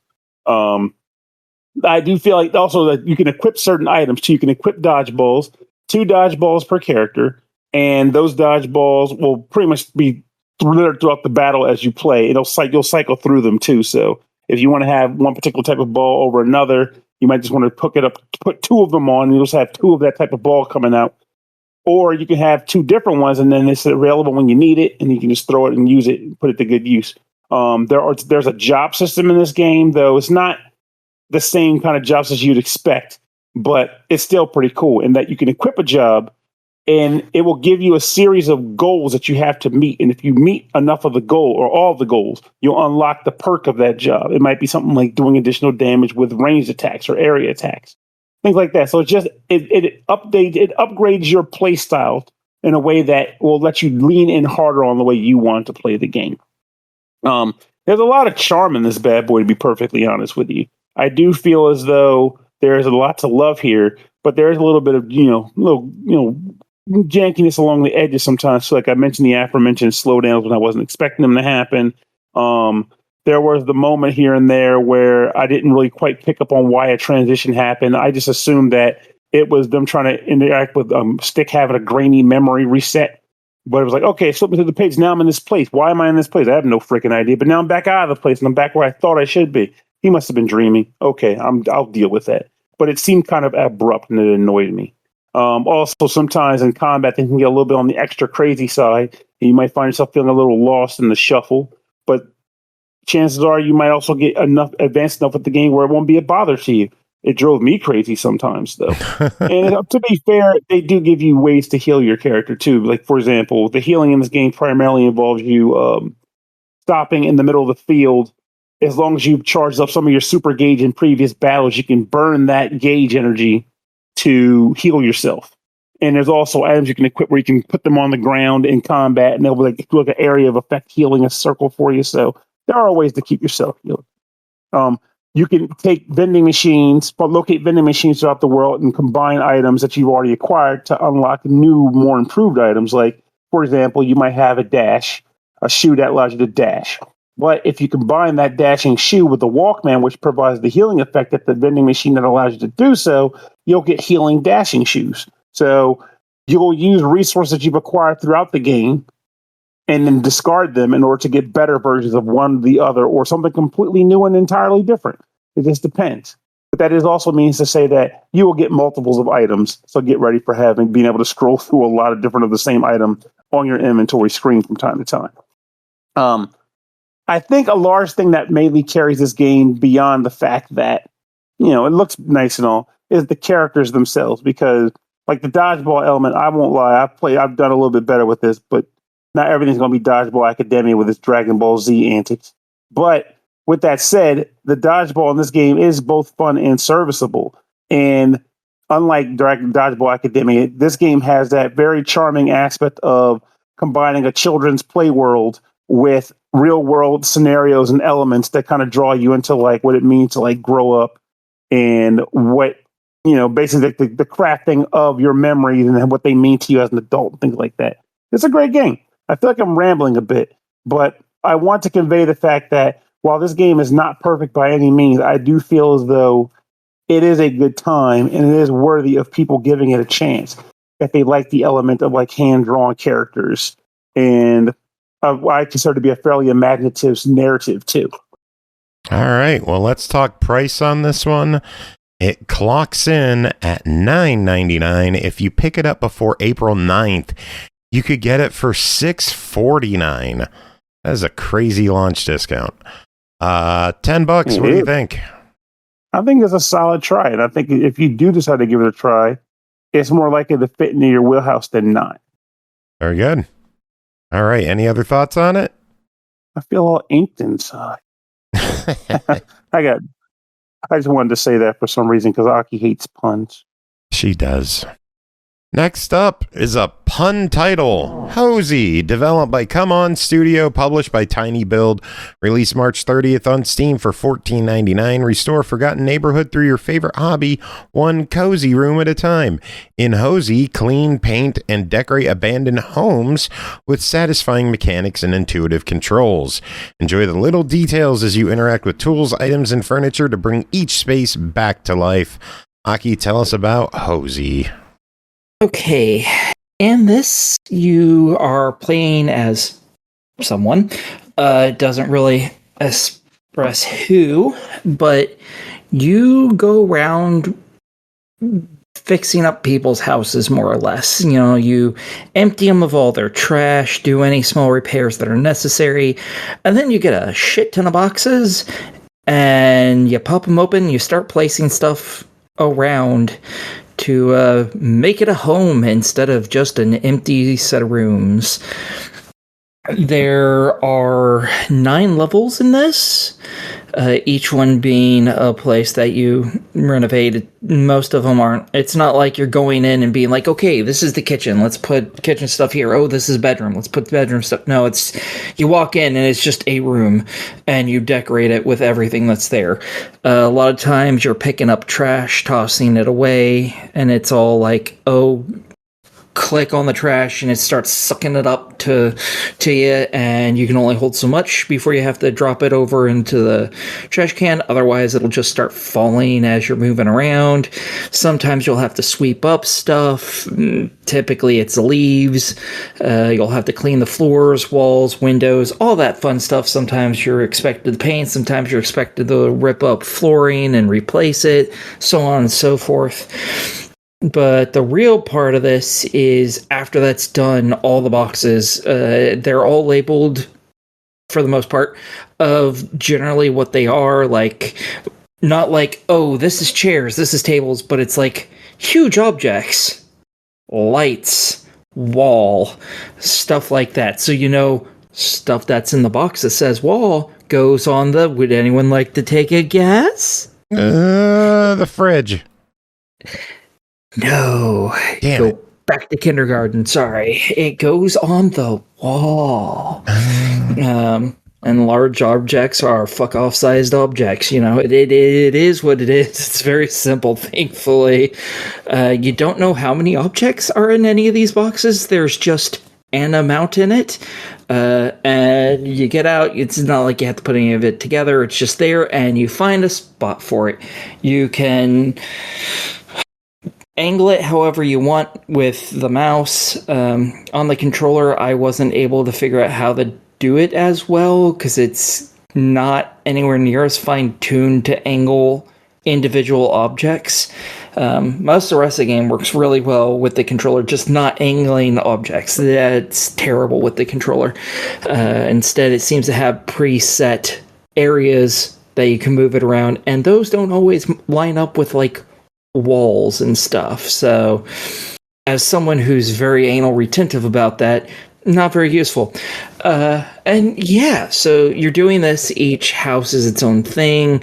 You occasionally find some word bubbles above specific items. You click on them, and the character talks about whoever you're doing this for a little bit. It's not a ton of stuff. Usually it's like 3-ish bubbles that you'll find that just gives you a little more backstory between your character and whoever you're doing this for.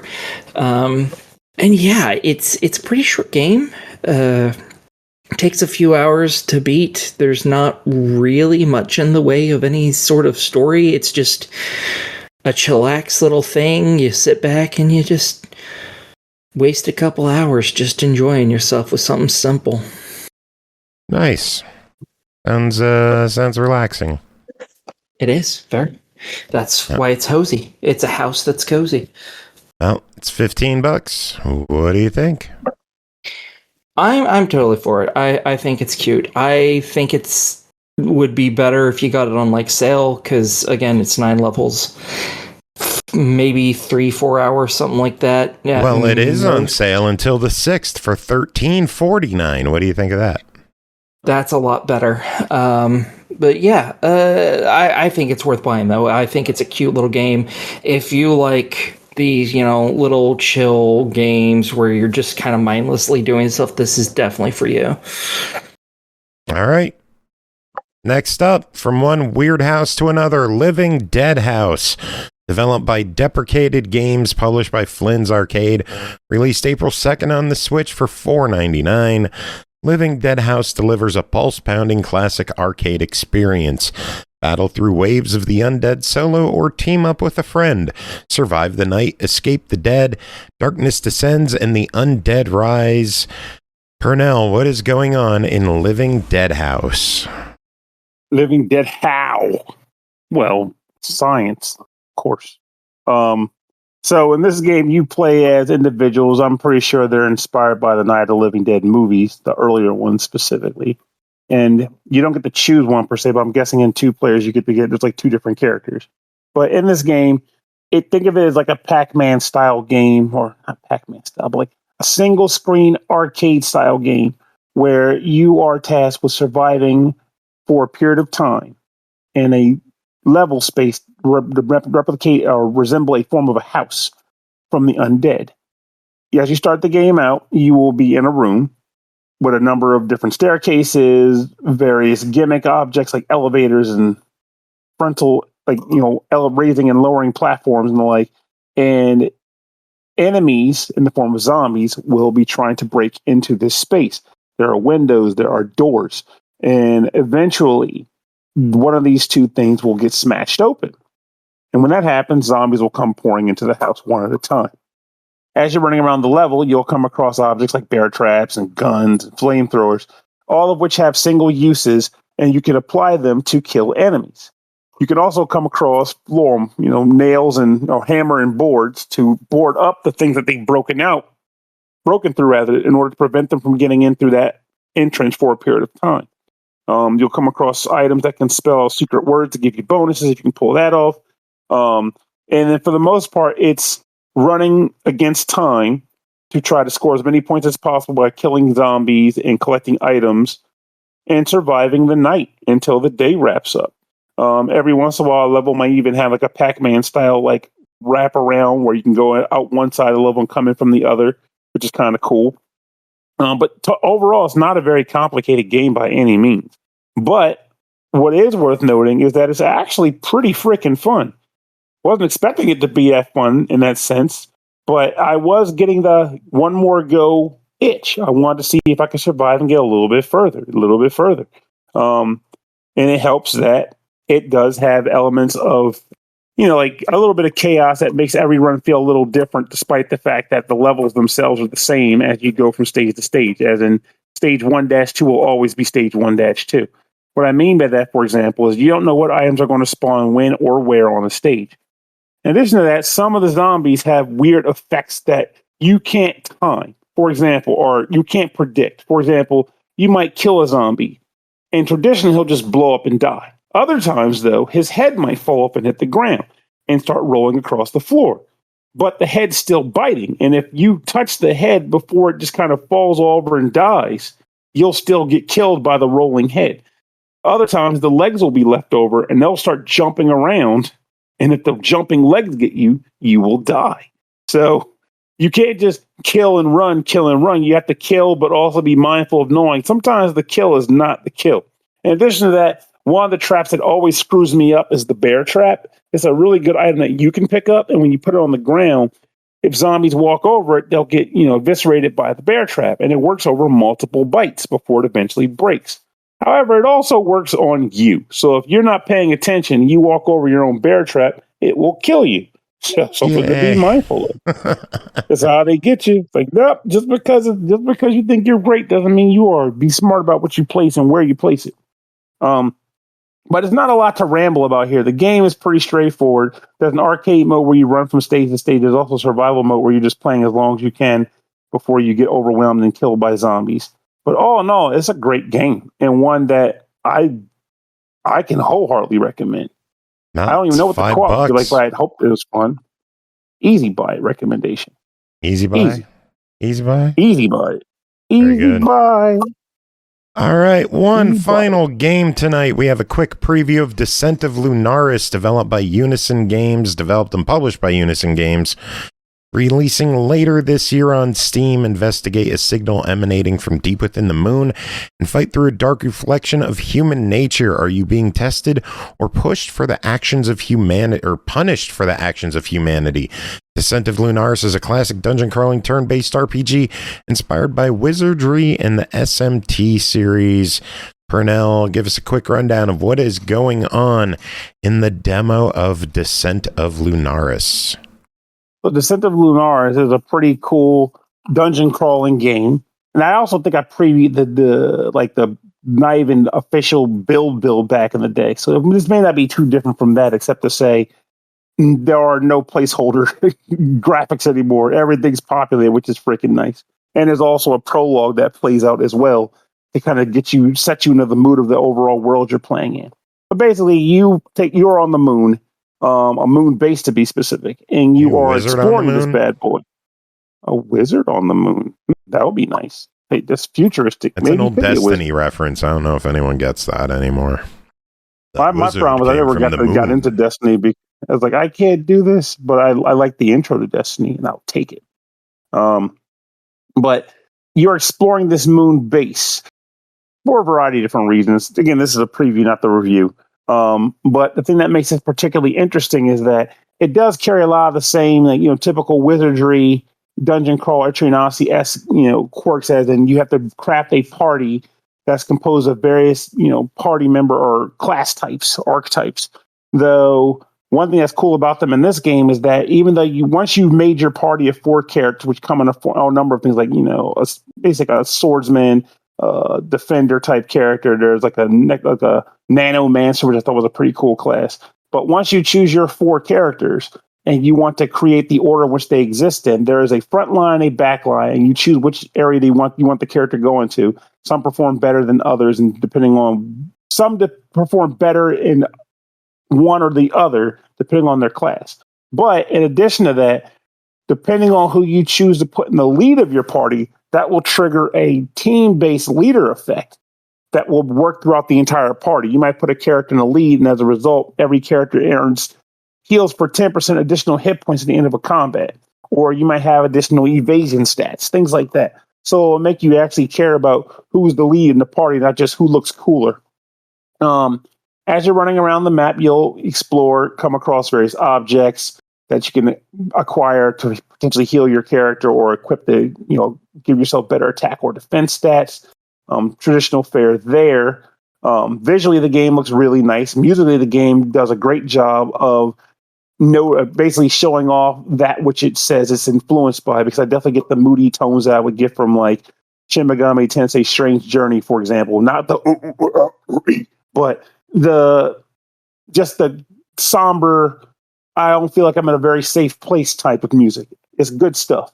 But I think the thing that really makes this game special, and now actually before I even say that, but I want to get into how the attacks work too. Special attacks in this game use an AP system, just like MP or SP or whatever. But almost all the specials in this game have cooldowns. So this is designed so that you can't spam your best attack so long as you have the AP to do it.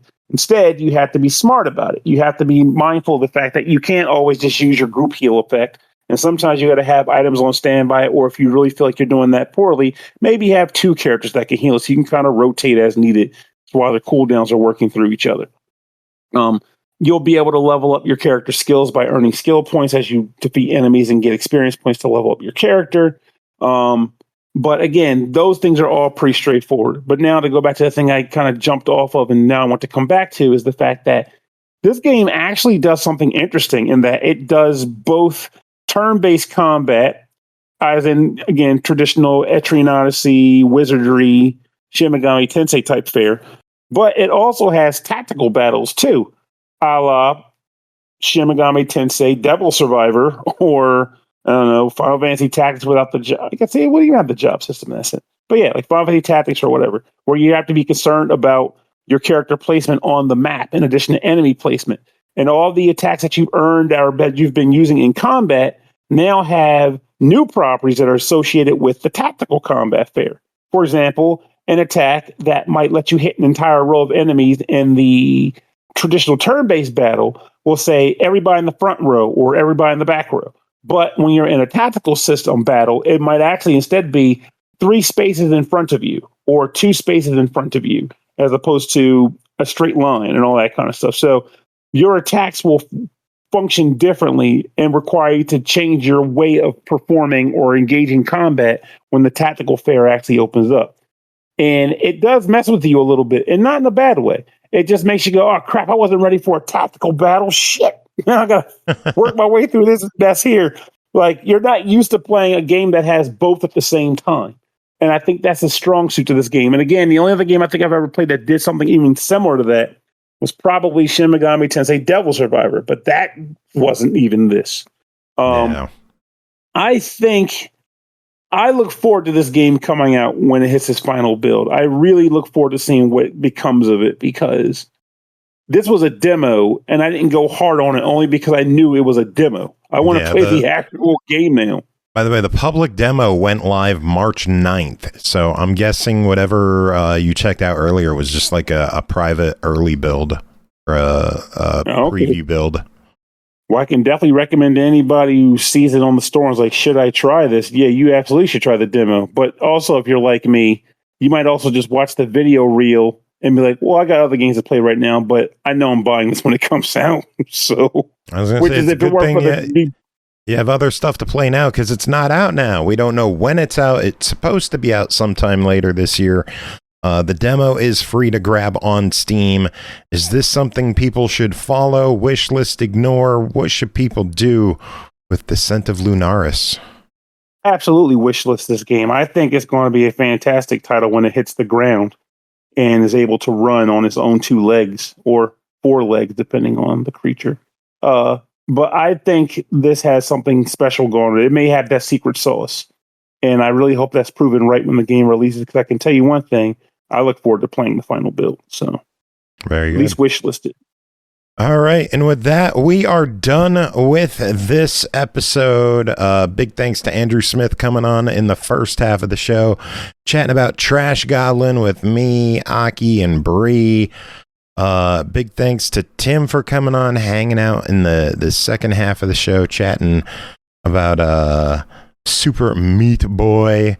And then big thanks to you 3 for being here the whole time and hanging out. Oh, thank you. It was a pleasure to be here. Music this episode, since we had Goblins earlier, we're going to keep the theme going with some more Ghosts and Goblins, this time from our buddies at Viking Guitar Live. Oh, I miss Viking Guitar. Can't eat bananas. Indeed. Does anyone have any final words to wrap up this episode? Give me back my skin. Perfect.